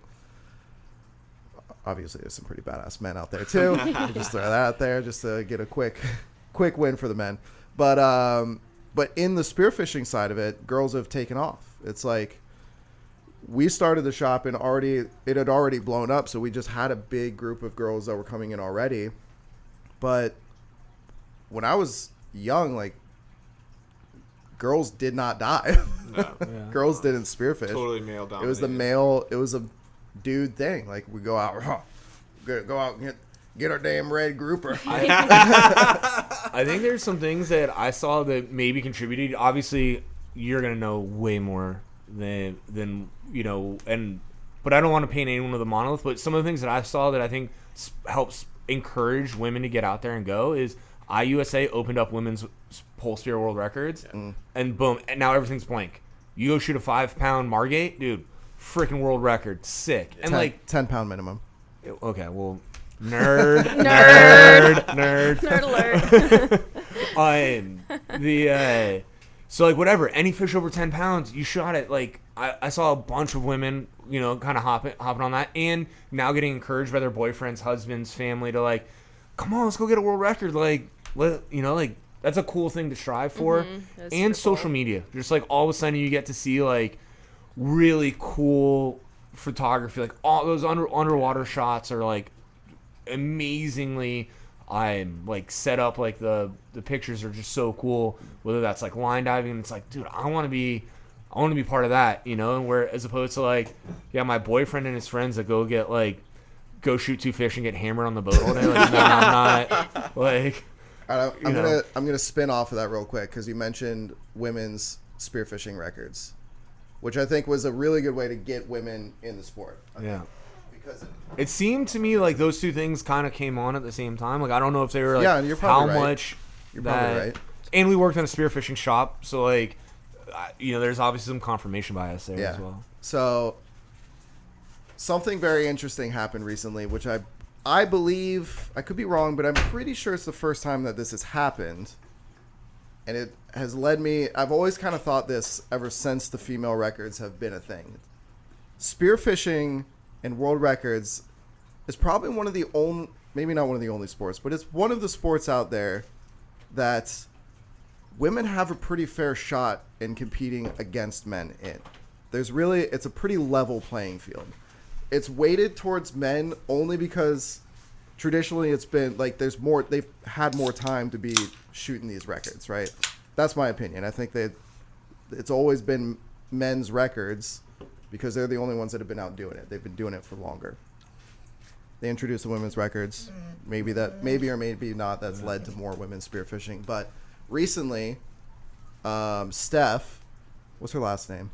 Schultz. Steph Lynn? Steph, Freediver Steph. Yes, I love her. Freediver Steph. Shout out to Steph. Shot a freaking what was that, 80-something pound oh my wahoo gosh, on pole huge spear? wahoo. Which blows the men's wahoo pole spear yes. record out of the water. Beast. Yeah. blows it out of the water. The pictures looked photoshopped. Like it looked like someone just pasted a wahoo onto like the photo. I know. Like, Yes. I know. It was Absolute massive. behemoth. Yeah. So, one of the first times I think a woman has held the overall record, which leads me to the question, should we have separate women's records and men's records? Now that it's been established, got a lot of girls into spearfishing maybe. Yeah, cool. I'm going to jump in this before Yeah. you. Yes. We should also have 3-prong world records, pole spear records, sling records.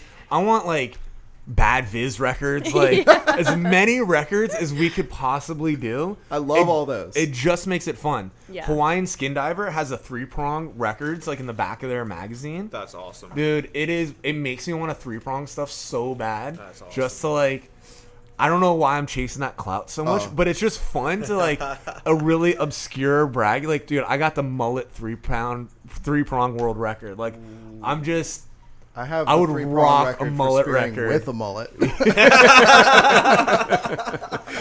there you go. All right, the 3-prong is like that's like peak spearfishing performance. It comes full circle. You start spearfishing with a 3-prong. You end spearfishing with a 3-prong. And if you say anything else, you're just wrong. That's a wise statement. It is fun. It makes you pick your shots way more. And it kind of takes the glory out of, you know, that your chances of you like shooting something wild. One thing I noticed it's done for me, because I've only like recently got into 3-pronging. Last couple times I've been to the Bahamas, I've pretty much exclusively shot a 3-prong. In my head, I want to be super selective. Like, I want to be the guy that's like, oh, let's go to the Bahamas. Like, I'm going to take one fish that I want to eat, and, you know, my day's going to be, then I'm just going to enjoy the rest of the day. Shoot lionfish. Yeah. Long story short, that doesn't happen. I think I'm better than I used to be when I was younger with, like, I'm no longer producing a full dock of death, but, like, I don't always take, like, the bare minimum of what I need to eat, you know, just... Sometimes it's tempting. That extra hogfish comes around, or that big black grouper comes by. Yeah, I'm gonna bring. Sometimes we shoot a little more than we even need to bring back. But putting that 3-prong in my hand has forced me to, like, I have to pass on fish sometimes. If a 40-pound black swims up to me and I have the 3-prong in my hand, so I'm like, I gotta hit this right. And if I don't have the shot, I'm not gonna take it because I'm not gonna get that fish. So it's forced me to be more selective, which I do kind of like that. Yeah, that's a beautiful thing. Not that I'm at like and the it full makes circle of shooting ending like my small spearfishing. snappers, like small close. mangroves, so much fun because you can take 100 shots. You know, like I might get 20 fish, not 20 fish, but I might get in an hour. I might land 15 fish, and I've taken 100 shots in like the mangroves in the Bahamas. Like that is some of the most fun. My snorkel never goes underwater, and I'm just plank, plank. Like that is no glory, but so much fun. So Kiki, Yes. should there be just one record, no men's and women's record, just spearfishing records? I don't know. See, that's a tough one because I'm definitely not at the level of Steph. Like, Steph is amazing. She's put in so much time, and I think she can compete in the men's. But me personally, like, no, I don't think I could because I'm going back to earlier what we were saying of like, yeah, I can dive 165 feet, but to spear a 44-pound grouper like Farrell did at 80 feet, like I might be a little bit hesitant. I've shot one grouper once and That like wasn't 30 a slouch feet. grouper though. That was a nice. That grouper. was a 22-pound grouper. So I remember it was 22 and you're just 44. That's a nice So it's fish half. in Florida. Yeah, it was a good fish. That is And not a small grouper. That was a good first one. And that was, oh my God, I can still remember it. This is still like, it was like 3 years ago. That's bigger than any grouper I've shot in Florida. Yeah? Okay, well, I was very proud of it, but it made me work for sure. Like, it was like 60 feet, I think. Mm-hmm. And it rocked up and it made me work. But So maybe the solution is we still have men's and women's records. We add 3-prong records. yes, Yeah. add There you 3 go. prongs. Sling and pole spear. But also add a the category. pole spear sling combination, I don't like. Kind of like the IGFA has all tackle records. Yeah. Do an all encompassed record. An all like tackle? a general record as I think well. I think that's a good example of why you want a bunch of records. They have a record for every weight class. Let's get IUSA on the phone. Call them up. Yes, call him up right now. Can you phone a friend? Yeah, exactly. Phone a friend. No, Yeah, I honestly, I think people have tried to suggest adding different stuff or taking stuff away or whatever the case is. That I don't think they're super willing to do it. No. They have very I imagine it's a lot of work and no reward for them. exactly. It's a Yeah. pretty low funded operation. I Yeah. think. I think my problem is I just need to go spearfishing more. I just work too much and Yeah. need to go dive for It's myself. hard. We're like you guys. We're gonna have to do that bet that you guys did. Yeah. There you go. One of us It's doesn't shoot a worked. fish in a month. That's a great, yeah. It's worked well. It has worked stupid well. And That's what we actually do is we don't pay the other person whatever amount, $150 or Yeah. whatever it is. We pay it into our marketing fund. Love it. So Oh. it's going towards the Brilliant. business. Yeah, but holding yourself accountable. I think the last time before this Keys trip that I went spearfishing is we took our paddle boards out and just went off the beach because one of our family friends was like, hey, can you bring over some fish? Because they know we get fish. And we're like, man, we can't give them this, like 6 months old frozen fish. Like, We did a little ditch diving. Yes, you can. Nice. Little intercoastal. and that was so banger. much fun. The intercoastal It's is absolutely slept on. Oh my We gosh. did a whole, basically a whole episode on it. But as long as you're staying safe, Yeah. it is some of the, especially around Palm Beach, like it's Yeah. some of the Oh my fishiest gosh, yeah. spots around. Because It's nobody clear, dives too. it. Nobody Yeah, dives it. Exactly. Nobody dives it. Yeah, and like middle of winter, like the sheep's head are in, like Yeah. it It is. was some There's big sheep's head. You got that huge mangrove. I I shot was a like, mangrove that was almost 22 inches. Jeez. I know, I was like, You don't really What see that offshore is here. Yeah. that fish? Yeah. I didn't. Only Yeah. in the inshore. Yeah, that's wild. And little short lobster, sometimes stone crab. And it's you know, shallow, you bone and you don't have to yeah. dive 60 feet. Right. Yeah. Yeah. Yeah. Yeah, Lots that of was so fun. much That's fun. key. So I was just telling Farrell I want to do that again because it just Oh, was Yeah. so much But fun. before that, we hadn't been spearfishing in months. We're always teaching on the nice days to get Yeah. offshore. We're out teaching, working, Yeah. so it's tough. But I hear you. I seem to think that women have an advantage over men when it comes to spearfishing because, like you said, the lack of an ego. Yeah. It's kind of like this attitude where, well, if I get the fish, that's great. If I don't get it, I don't really care. Versus us guys, we're like, I gotta get that damn fish. If I don't post that picture on my Instagram and show all my boys, How would they back know home- I went spearfishing? I didn't post Yeah. the picture. Yeah. And, so, And that's super effective for spearfishing too. Like you want to shoot them if you want to like never get close to a mutton, just stare at them and dive right at them. yeah, yeah, You know, like yeah. no, You you gotta have pretend to like be you don't care. you have to be nonchalant, pretend like you don't Yeah. care, and they'll come right to you. It is wild once I kind of figured out like Yeah. just swim to the bottom. They'll come to you. And like they will actually, you got to close the distance a little bit, right? Like right there. If you're especially with a gun, you can kind of get away with it because it's like loaded and just way more powerful. But Yeah. with a sling or a pulser, you kind of have to like close the distance right at the end. Be But right there. but yeah, there's the less you care about it, the better off you are. Dude. I think it's super cool. So majority of our students and I guess clients now are majority female. It's awesome. It's really, really cool to see because when I got into this like 8 years ago now, oh my gosh, I don't know. But like I would always just be out there with the guys because there was barely any yeah. women out there. Yeah. So it's really cool to see that majority of people that sign up for our training sessions or spearfishing are women. And it's cool too. They don't feel like they're too good for like certain fish. Like we have one student, Nancy. Shout out to Nancy. She moved to Florida from Australia. She's a No pilot way. for DHL. Yeah, she's Nice. super cool. Cool. Straya. And she just bought her first spear gun. She shot her first fish today. She shot 2 grunts. Nice. So I'm like, that's awesome. Yeah. Like those will cook up great. That'll be a delicious Yeah, meal. grunts and versus- grits are Right. can't Ooh, beat. grunts and Grunts grits. Yeah. Versus most guys, they would never like post a picture with some grunts. Yeah. You'll be all over this. One thing we've been trying to do for a while is do a trash can slam tournament. Oh, Killshot Dave already told me about it. Oh yeah, that's who we've been trying to do it with. Shout out Dude, Killshot we- Dave. Yeah. Yeah, we love it. We're on board. Nice. For sure. I'll show up with the biggest damn porgy you ever seen. Or at the There you very go. least, There you just go right there. do like a shop event where we just have all kinds of bring in your Yeah. weirdest fish you can Yeah. bring in. I have an uncle that is like the OG when it's like that, and it's like famous saying is whenever you ask him like what, he's an amazing chef. So if he's cooking, like you want in on it. And it was like, oh, what kind of fish is this? It's so good, fresh. What kind of fish is this? Fresh fish. Don't worry about it. That's all you need to know. That's all you need to know. Black mullet. Yeah, exactly. Fresh.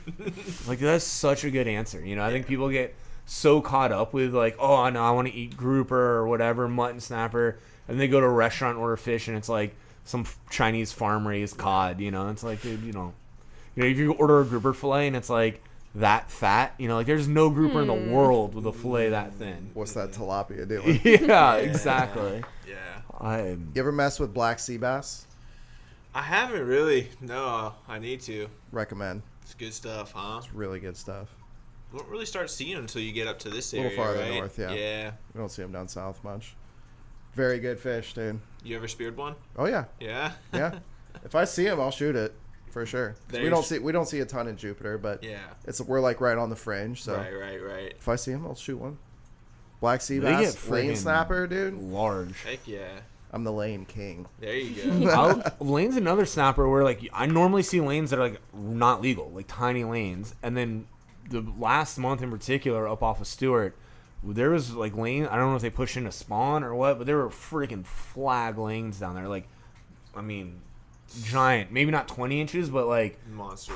pretty close to 20-inch lane snappers. If I see a lane over 10 inches, it's done. Yeah, Gone. Done. yeah, it's wild. I always forget because I'm so used to seeing them like on the reef, just teeny tiny. Yeah. We did when we first started doing shop events and putting those together, we did a couple. We were calling them the catch, clean, and cook. I think you guys came to. Yeah, we went to one at Burt Reynolds. Yeah. Yeah. Was that Oh, the one yeah. I did all the croakers at? I don't know. I don't think so. Might have been. It might have been either the one after we or came before. late or something. Yeah. So we myself and our buddy Billy, my whole goal was to go out and shoot a bunch of croakers. So Nice. we went to like the bait rocks and 3-pronged like snook baits. Yeah. They eat good. And we fried them whole. Dude, Delicious. phenomenal. So good. Dude, and it's Tear so 'em up. sustainable too. You know, Yeah. like you go out here out of Jupiter and you shoot a grouper, you're like, damn, I just shot the last grouper in Jupiter. It's Right? like, but there's plenty of croakers out there. Yeah. Fact. Plenty of croakers. And they taste great, like Yeah. you said. Just Yeah. I don't have any shame about it. No, For sure. not at all. So speaking of women freedivers though too, is there's a bunch of gear now kind of tailored for women, and obviously like it's when it comes to spear guns or pole spears, like the gear is unisex, like it doesn't matter. But some of the stuff like smaller face masks, wetsuits in particular, like there's a wetsuit for any figure. Right. Finally. Yeah. Before it was definitely all men's, and it was very select companies that had Yeah. women's wetsuits. Yeah, and it was like, oh, we've made a women's wetsuit. It's shaped like this. Yeah. Yeah. Right. Or the pants come like way up Yeah. high. Like I'm wearing like a Farmer John, which I mean I guess it keeps me warmer, but Yeah. but no, it's really cool to see a lot more companies have been coming out with women's wetsuits and even just spin sure. pockets. Daisy's really excited about this Daisy's- topic. Yeah, she's really excited about Like, you guys have been women's podcasting gear. for 2 hours. You can go take a leak. Sorry, Daisy. Yeah. Go get your She's shark. like, no. I know. It's I- She shaking. wants to go outside. Yeah, so as you've gotten into it, so you started out line diving and now you're, getting more into spearfishing. Is there anything where you're like, oh man, I wish I known this earlier? I'll take her. I got this. Let's see. Don't shoot fish in rocks. Oh yeah. I'm still honestly, just go down and shoot this fish. Just hold up, but I'm still a little bit hesitant to shoot fish that are in rocks. Like I won't She do doesn't that. like to get her shaft stuck. No. Oh It yeah, will. it will, and I'm super hesitant the because bands I are still did. on the gun, Yes, no, I did that once, and there was a ripping current, and I was so gassed, Yeah. and sharks. So I won't do that again. I know you have to sometimes do that. Sharks are critically endangered. I all right? know, There's no I sharks know, I know, but Allegedly. Yeah. I know, but It's a lot of work. yeah, it is. It is a lot of work. retrieve I those think shafts. it is. It's no joke. It is no joke, especially when there's Worse is strong when current. you miss and it's still wedged in there. You're like, God. I know. You know? I know. I'm like, God, I got to get this shaft. My last Yeah, one. don't even get a fish. Right. Like, no adrenaline. It's like adrenaline dump. Yeah. And you gotta go. That sucks. Right. That's No, the but thing with spearfishing, though. Sometimes you have to learn the hard way. Yeah, Oh, no, it's the that's only They'll tell way, you, and you're yeah. like, yeah, whatever. What Forget about that. loading guns? Like that's one thing that I see. Yeah. See women. yeah, sometimes no, like, that I trying to definitely figure out. struggled with that. But you guys, Eric actually helped me. So my gun, I definitely have a little bit longer bands There you on go. them, but that was huge for me. And I really love my Rife gun. I don't even know the size of it. It's right over there. 95. 95. So to Perfect. me, like, I just love that size gun. And yeah, Eric helped me out with the longer bands, which definitely really helped. Because before that, whenever I could load it by myself, Yeah. Farrell's like, we need to change these bands. They're about to pop. I'm like, dang it, I can just load it. Yeah. But I And- know we need it tighter, but yeah, the longer bands help me. And the huge guns, I haven't gotten that down. I've been trying to, get my workouts in, but For sure. I have really short arms. Yeah. Some things that I've seen that help for sure, the little bit longer bands are going from 5/8 to 9/16. Like, make it so you can load it. People get caught up in, like, I want the most powerful gun. That you don't need peak performance. So, like, forever, I was shooting it's actually on the ceiling over there, that green handle Rob Allen. I just hung that up, like, last month. I shot that gun for years and years and years and years. And I started out with one, like, 3/4 inch band on there that's absolutely sucked to load. Like, I mean, I was seeing stars trying to load that thing. And then I went to, like, 2 5/8 bands. And then I went to 1 5/8 band. And then I went to a longer single 5/8 band. And, Which like, was severely underpowered. but mind I would, you. yeah. So, like, it is underpowered, but underpowered for what? Like, I shot kingfish with it. Like, I've shot, like, any snapper. Like, you got to pick your shots and be a little closer. And, like, a long shot on a Kobe and you bang it in the gill plate, like, that Kobe's not even pissed off. You need. So, like, there's a line there, and I was definitely on the other side of the line that I just want to, like, load this thing without thinking about Yep. it. And then So once you don't- get that, yeah, don't get, maybe I took it too far, like, but you don't have to, like, make it so you can load it. You can also get a load assist. A load assist makes it way easier. It's just like an extra band for people that don't know, it's an extra band with a hook on it. Like, you see them all the time for rollers. So, like, now that thing's up there, I'm using my roller now pretty much exclusively. Nice. I have to use a load assist to load it. Yeah, that but was even on a super normal helpful. gun, using a load assist, you can kind of get away. Like, hip load it with a load assist maybe, or even just that extra reach. If you're shooting a 120, I can't reach the bands, and I got super long arms. That load assist kind of lets you get that little extra arms reach to load it, and those things are like $20. They're super cheap, and all of a sudden you can load your own gun. Yeah, little known fact, load assists have been around long before roller spear Rollers. guns became Wow. popular. Yeah, That's awesome. I didn't know that. It's yeah. interesting. So, like, load assist, They're help not a lot. just for rollers. Yeah. Okay. And that's good to know. and a trick that I saw, I met Sherry Day, and she on her gun had a line guide that you see like on like the front of a gun drilled onto like the side of the gun, and so you kind of use that to like hip load it to that little line release. The Rife line guide works really well for that.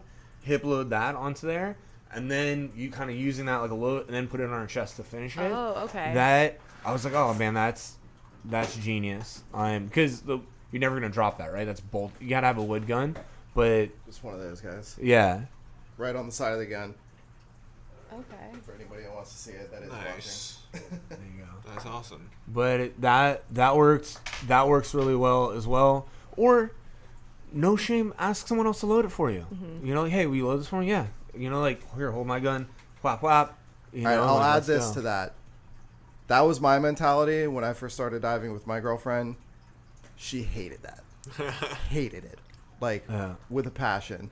There was nothing that she hated more. She almost, like, wouldn't want to go spearfishing because she didn't want to have to ask me to load her spear gun all the time. Yeah, no, I get that. And then, but also when someone's loading your gun, it definitely makes you be more selective with your shots. Because I'm like, all right, I'm going to make sure I get a good shot. Because I don't want to ask this person to load my gun every time. Like, fair. so it makes you very selective fair. and intuitive. You know what? But I take back getting someone else to load your own damn gun. Yeah. Load your own damn gun. Yeah. I take that back. That's Yeah. me.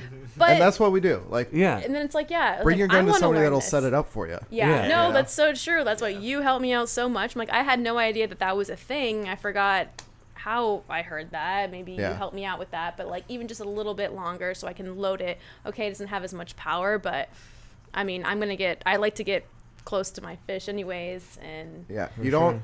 If you're going to get new bands, you don't have to go online, look up, oh, I have this gun. What bands does it come with from the factory? You don't have to use those. You can use whatever you want. Yeah. If that means you're shooting a less powerful gun, then shoot a less powerful gun. I'd Get rather be able to closer load fish. it. Yeah, Yeah. exactly.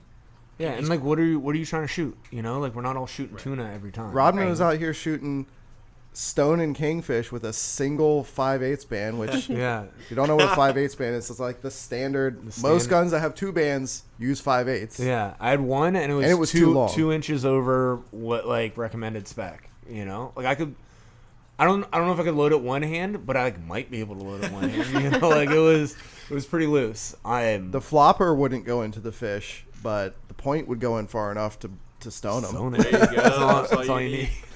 That's how accurate I am. No. With that gun, maybe Yeah. you were dialed in. That with that old green handle. Speaking of accuracy with guns, we kind of talked about that with like practicing, getting reps in.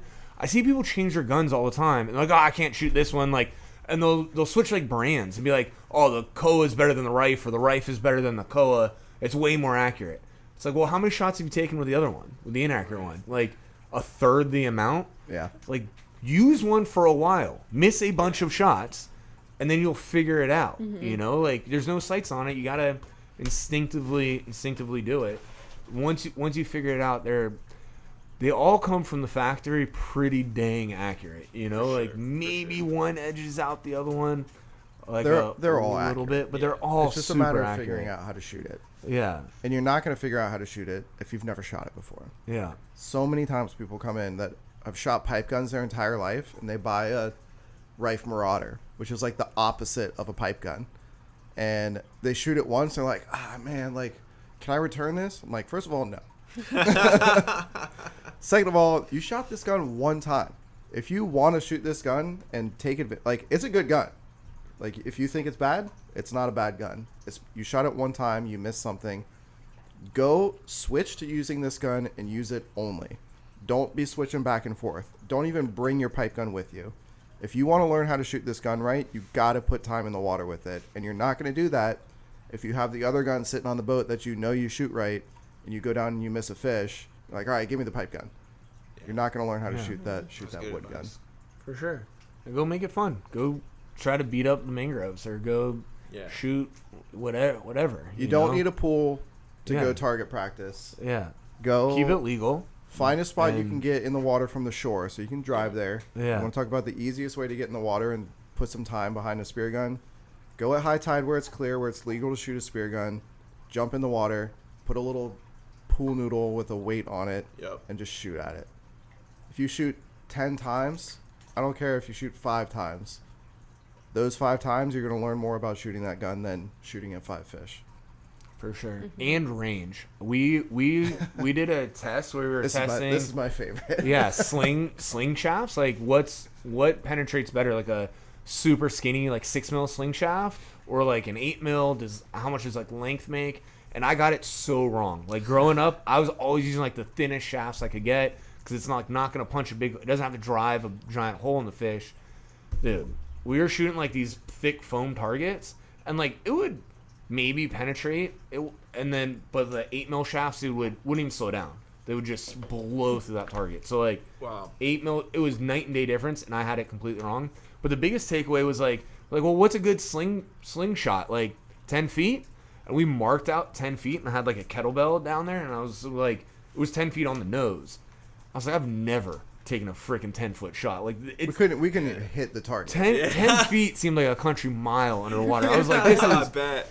and you definitely could. Like, that shaft would have, especially the big, you know, it makes sense. Like, momentum's like mass times velocity. So you get something big and heavy, it ain't going to slow down, you know? Makes sense. And so you could take 10-foot shots for sure. So it makes you realize in the Bahamas, you're just getting right up on those fish every time. Like, No other way. Man. yeah. One of my favorite things that customers always say is like how far they're shooting fish at.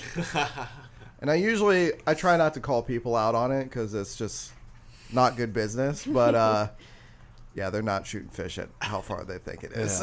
Yeah. What do they say? Dude, I've had people say they're shooting fish at 30 feet. You know, it's my like God. you're just not doing it. Yeah. You're not doing it. You can't aim that far with a spear gun. Oh. Like a blue water gun will shoot 30 feet for sure. But you ain't hit nothing. You know, and if you're aiming at a 300-pound tuna, all right, maybe like that's justifiable. Like if that's your Poke Hail the Mary fish. shot. Yeah. But dude, if you're diving the reef, you're shooting fish at under 10 feet, Yeah. 5 feet. Yeah. A 5-foot shot. It's probably People don't your realize how average, far a 5-foot shot is. Yeah, that's Kiki's philosophy. She's quiet like a mouse down there. Yeah, Yeah. I get close because I don't know. I just have to get close. There's I've seen a 30-foot shot, if not more. Chase Nugent, shout out Chase, one of my best dive buddies, whiffed a mutton. He was a foot over the top of it and sent the shaft just to Davy Jones' locker, like way down this like roll off, and absolutely drilled a little yellowtail. Just nailed it. He was aiming at the mutton and hit the yellowtail. Yeah, but That's like awesome. 40 feet. Yeah, like Wow. he's like, oh, I'm That shaft like, was dude, just I watched this traveling. whole thing, dude. Like, get out of here. That's awesome. But I don't know, just funny. That's the longest Yeah. shot I've ever seen. Completely accidental, but my longest shot was accidental. Basically the same Yeah. scenario. No, one of my things with spear gun rigging is there's really no reason to shoot more line than a single wrap other than accuracy. Mm-hmm. Double wraps are on paper can be more accurate. I think there's a lot of variation on what gun it's being shot out of and stuff like that. But the amount of times people are shooting fish outside of a single wraps range, I bet you it's less than 5% of fish that get shot ever. That's a great point. Other than I blue would water agree. stuff. Blue water is probably a little more than that. But There you go. if you're free diving, I say double wrap it. If you're tank diving, for sure single wrap. Single wrap, is yeah. like my I shoot a lot of single where wrap I ones. point. Obviously, there's like exceptions, but that's kind of like the general Yeah. direction I point people. I shoot single wrap guns on the reef because I don't like to. I'm shooting fish at less than 10 feet away. Yeah. My double wrap goes to 20, 25 feet. If I shoot a grouper, he's got another 10, 15 feet to run and get in a hole. If I shoot him with a single wrap, I'm on top of him immediately. Nice. Wow, that's a good point. So when's you guys' next spearfishing trip? It's a good question. Once a month at least. Yeah. Do you guys have any? I've gone twice this month. So. Hopefully to the Nice. Bahamas. Yeah. Hopefully to the Bahamas. I've been. It's time. We were trying really hard last month to go to the Bahamas. We couldn't. We like have to go Sunday, Monday, and we just could not get a weather window Yeah. to line up and then our schedule. You know, like trying to get those things to line up was freaking impossible. But It's gonna what start coming. I'm dying. I'm dying. The shop needs to go too, just for like inside baseball stuff. Like we just need like marketing pictures and, Yeah. and all that kind of like business side of it. And if I can use that as an excuse there you go. to pay for Research and development. make Actually. make the paycheck or make the bill sting a little less, like whatever I need to do to convince myself I'm itching to go, and I'd love to go before school gets out. You know, like Yeah. you can shoot big fish over there all year long, but if I can get there before they're, you see all hogfish swim around with dings in them. You know, Yeah. like Sadly. I'd love to go. What about you guys? You guys think you're making it over to the Bahamas this summer? We're gonna Hopefully. try. You got the new boat, man. I Got the know. boat. I know. I hope so. We'll follow you over in the Seacraft. Okay, Yeah, perfect. let's set that up for sure. Yeah. Pot Cake was born to be in the Bahamas. Hot cake. Yeah. Yeah, she needs to Literally. return home. Yeah. Yeah, Yeah. no, that would be That amazing. boat would be so much Ready. fun over there. Nice. That'd be a It'd be blast. such a fun, It's a perfect boat for grand boat. Yeah. Dude, let's exactly. set it up. So we need to do the trash fish, Trash can slam. Trash can slam and the jam. Bahamas trip. First Friday every month. So just plug some stuff real quick. Trash can slam for sure. Bahamas trip for sure. First Friday of every month we have a barbecue here. Love it. Yeah. Free food, free drinks. Cool. And everyone's asking like, oh, how do I meet people to go spearfishing? We're trying really hard to build a Love community. it, yes. There used to be like It's the hardest part of getting. I mean, Yes. there's still spearfishing. probably Right. clubs around, but with clubs comes like bylaws and a bunch of like other BS. Come hang out, meet people. There's always like, not all like I'm just gonna say always an instructor or two walking around so you guys can ask questions. Like, but more than anything, meet people that are like some dive buddies. Yeah, super green, brand new beginners to experienced divers, and it's always a great mix of people. So first Friday of every month, 4 to 7, we have it here. It's super easy. Cool. And it's delicious barbecue. You know, we got the I Traeger love in the that. back, and Ooh. yeah, it works. It works Man. really. Works really well for Rodman that. has got really good at cooking a pork butt. The Traeger makes it. It's all skill. Traeger does nothing. It's all me. It's definitely not just turn it on and walk away. There's definitely a little bit of skill because I've made one before and it did not come out as good as Rodman makes it. Rhino And that horn is my secret seasoning. That's just my excuse to get Rodman to cook it instead of me. But yeah, it's a fun time. Yeah, That's It's awesome. a fun time. Cool. I'm excited to We've come check we've that out. shifted from like trying to do events to just trying to build a community. Yeah. Yeah. Super laid back. Like we're just coming to hang out. We don't you know? promote them super heavy. It's just like whoever shows up, shows up. Yeah, We'll trying to do a little bit of word of get mouth. 10, 15 people that show up usually. Yeah. Bigger ones will have 20, 30. I keep saying 10, 15 people, but it is 40 people. The past couple times, it's Yeah. been closer to 40 than it has to 15. Our biggest event, which we actually promoted, was for Christmas, and we had almost 50 people show up. That's awesome. Which you see where we're at. You know, you can only the video can only see a small portion of how big this place is. This entire building, entire space, including the back room, is 760 square feet. 50 people in here is Wow. shoulder to shoulder. Wow. That's awesome. Seems like more. But yeah. All right. One more time. How do people get a hold of you? Live Freediving on Instagram or livefreediving.com. Nice. How do people get a hold of you? Center Street. Come to the shop. Come to the shop, man. That's the best thing to do. Come see what we're all about. We're right next to Miller's Hardware and Miller's Ale House. Sandwich between the two. Perfect. Yeah, so it's super convenient right on Center Street. We also have an awesome website. Instagram's always got funny stuff on it. But Xhale Spearfishing on yeah. Instagram. Xhale.com for the website. but the best thing to do is just come by and hang out in the shop. Like, come walk. Good Let Eric vibes. nerd out on you on like what wood makes the best wooden spear gun or what. Be prepared. Yeah, whatever it is, come hang out. And we always got fridge in the back and It's a cool and fridge bean too, bags by the and way. chairs. It's like and- vintage. yeah, there you It's go. not vintage. It just It looks looks- brand new. Okay, but I know it's Yeah. brand new, but it looks vintage. It Love does it. look vintage. So yeah, come by and hang out, man. I'm like that's another thing that we try to separate ourselves from other places is like trying to build a community. Like you ask around about Eric, people know him, and they're for better or for worse. Yeah, they're either saying bad things or lying, but but it like that's the vibe that we're trying to give off. It's just come hang out. Let's make it laid back and get to know people diving in Jupiter. So the best way to do it is to come by the shop. 10 to 7 every day, except for Sundays. Stoked for you guys to have us on your podcast. I guess it's kind of Little back joint. and forth, little joint. Yeah, a little podcast. joint, and thank you for your Joint podcast. setup. Oh, for sure. Yeah. For sure. Glad we could share it. Yeah, the Very few guests have spoken into these podcasts. Wow, Right. we Into these feel microphones. honored. Yeah. Truly. Truly. And for anybody out there, Eric owns a dive shop. He wants to sell carbon fins. If you're on the fence, like I have $500 to spend, should I take a class or buy carbons? Take the class. Not just for safety, but you want to shoot more fish. You want to dive deeper. The class will make you dive deeper. Technique. I make no money from the classes, but hopefully you enjoy it. You'll enjoy it more. You'll be safer. You'll be a better diver, deeper diver, more successful diver. Take that $500, go take a class, then buy your carbons. Yeah. Carbons make a difference.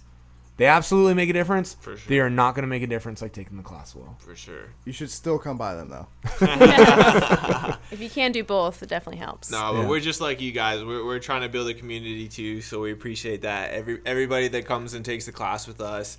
We've started a group chat now with all our past students that we mentioned, and We almost have 100 in it right now. That's awesome. It's pretty cool. That's really From cool. all over, like Texas, New York, of course, Florida, It's Colorado. And Is that the SoFlo WhatsApp group, or is that No, something we different? have our own separate one just for live freediving. It's just all of our past students or anyone who's taken training with us. So Hopefully you can even it's a little more tame than that. yeah. Little bit. Yeah, just a little bit. But yeah, we try to make it just if you want to connect and go with dive, like you want to go. for sure. And it's a cool way to like you said, hold each other accountable. Yeah. So now we see all of our past students like, hey, I'm going shore diving or I'm going Totally. whatever. So just gets people out there. Dude, it's so inspiring too when you see like past students who took a class and maybe struggled in their level 1 class, like couldn't equalize, but they stuck with it. They come back and train, and now they're hitting like awesome depths, like over 100 feet. Like It is really cool. What it comes down Yeah. to is the consistency. Yeah, for Like sure. they're out there in For the sure. water and I spending think you guys are time. doing it, like, that's how you get consistency, is having buddies to do it. I think that group chat is super smart. Right, so we you can know? connect And it's people. a really easy so, way to do it. You Right, know? so- like not a big buy-in way to. Right. Exactly. Like, at the end of the day, like we're a business, so we do have to make money, but we're like, we don't want to charge you guys to come dive with us. So here's the people, and you guys make your own friends Yeah. and go dive for free. Well, and there's lots of people that I moved here, I bought a boat, I want to go diving. Yeah. I don't have anyone to go with. And that is that's probably 50-50 of people that don't own a boat and got into it versus people that are like, "Oh, dude, I just bought a little boat. I'm trying to get into it and I don't know anyone Yeah. to go with." Yeah. Like at these like the shop events, like we're on your guys' group text, like get plugged into any kind of community, like you'll find a way to, if you're willing to put yourself out there and be like, "Hey, I'm here to go diving."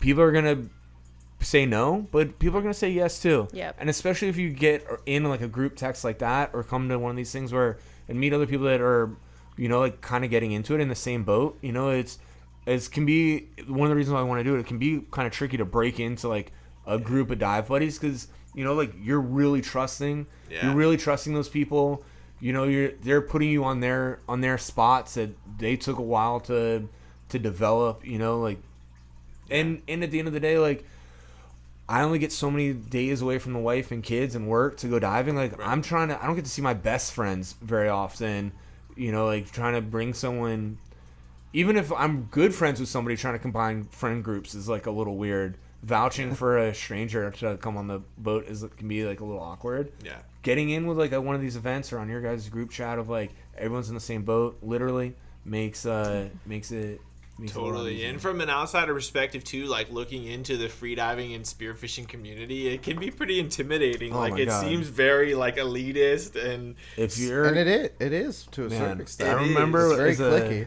as a kid going on to like spearboard, and it is just people like cursing at each other over like stuff that I didn't even understand the jargon over. I was like, miss spearboard. yeah, internet forums, Right? It still exists. yeah, Spearboard still exists. We it's went on the other day and I was looking up all my old posts and stuff. I was like, still oh has my like the same Ocean Rhino banner ad that it had in 1998.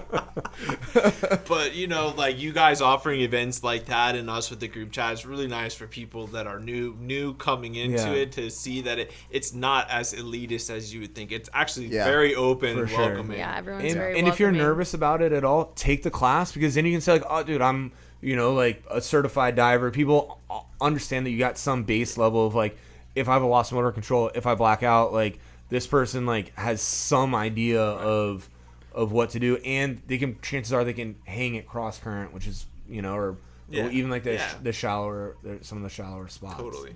I'll leave you guys with one more shameless plug for the two of you. Is like we were talking about products. One of our favorite things about owning a shop is we get to pick and choose what products we bring into the shop.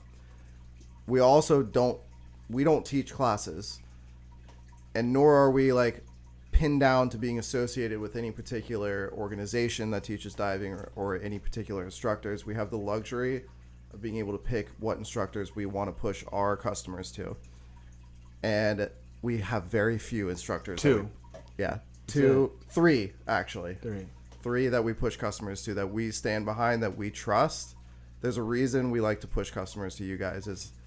there are so few instructors out there that have like the after class support that instructors like you guys offer to their students, and keeping those students involved and keep letting them just letting them know that they can still ask you questions after their class is like the bare minimum. And it's so hard to find out of instructors these days. So we love that, and that's why we push students to you guys. Well, thank you. We appreciate that so much. Really- We've gotten we really a support what good you guys handful do. of students from you guys, so we Good. appreciate that. And Yeah. same, you're our number one dive shop recommendations. By the way, like anytime some spearfishing, I'm like, you need to go see Eric at Xhale. Like you need to just go to Perfect. Xhale. Yep. Yeah, well, Definitely. it all comes around. Exactly. Yeah. So, but that's why we pick the instructors that we do like to work with. Is they're not all created equal. There's a lot of bad instructors out there, unfortunately. So Dude, if you're looking for good ones, Well, thank you guys. there's 2 of them right here. Boom. It means a lot. So Much are love. we 2 out of 3? I'm just kidding. No, you're not. We're 1. count We're as 1. one. We count as Yeah. 1. You count as one. Yes, we are 1. Well, No, that's awesome. we use Errol and we use Allie Riley from Samudra Freediving. She's awesome. Oh yeah, She Allie's does, like, awesome. like excursions and stuff. Yes. She's a super awesome instructor. Yeah, she Yeah, is. I get it's funny, like I think of her as more of like those excursions, you Yeah. know, like she's really kind of cornered it on that, but you're right, she's absolutely an instructor that we send people to. You know, it's like you guys and Errol, you know, are like the two. I took my level 1 with Errol. Yeah. Shout out to Errol. Yeah, Errol's the man. It's all He's connected. such a a good great instructor, instructor, too. He's an OG. I did OG. my level 2 with Errol. Yeah, same. I did my Hell level yeah, 2 that's with awesome. Errol as well. Yeah. That's A awesome. lot of heavy hitter Instagram famous people like learned From like Errol. From Errol. learned from Errol. Yeah. He's Like like he's the Godfather. his clientele Literally. list is Yeah. packed. Dude, Yeah. packed. Nice guy. Yeah, Nice guy. for Cool. sure. Well, we're Cool. stoked to be here, and you know, you guys are the OG podcasters. So Yeah, I know. We're like, look at this equipment. I know. Oh my There you goodness. go. I There know. you So go. thank you We for brought our spending crappy the time. microphones. He's like, here we go. The equipment makes us look way more legit than we are. So don't give us too Oh, much you guys credit. are legit. There's a handful of other really good podcasts out there too. But we're not going to mention names. You're a here. number 1. Perfect. Number one. Number one in the one. hearts. Yes. It's an honor and a privilege. I know. Likewise. Thank you guys so much. Yeah. It's Likewise. Thanks guys for coming on. Both ways. So fun. Yes.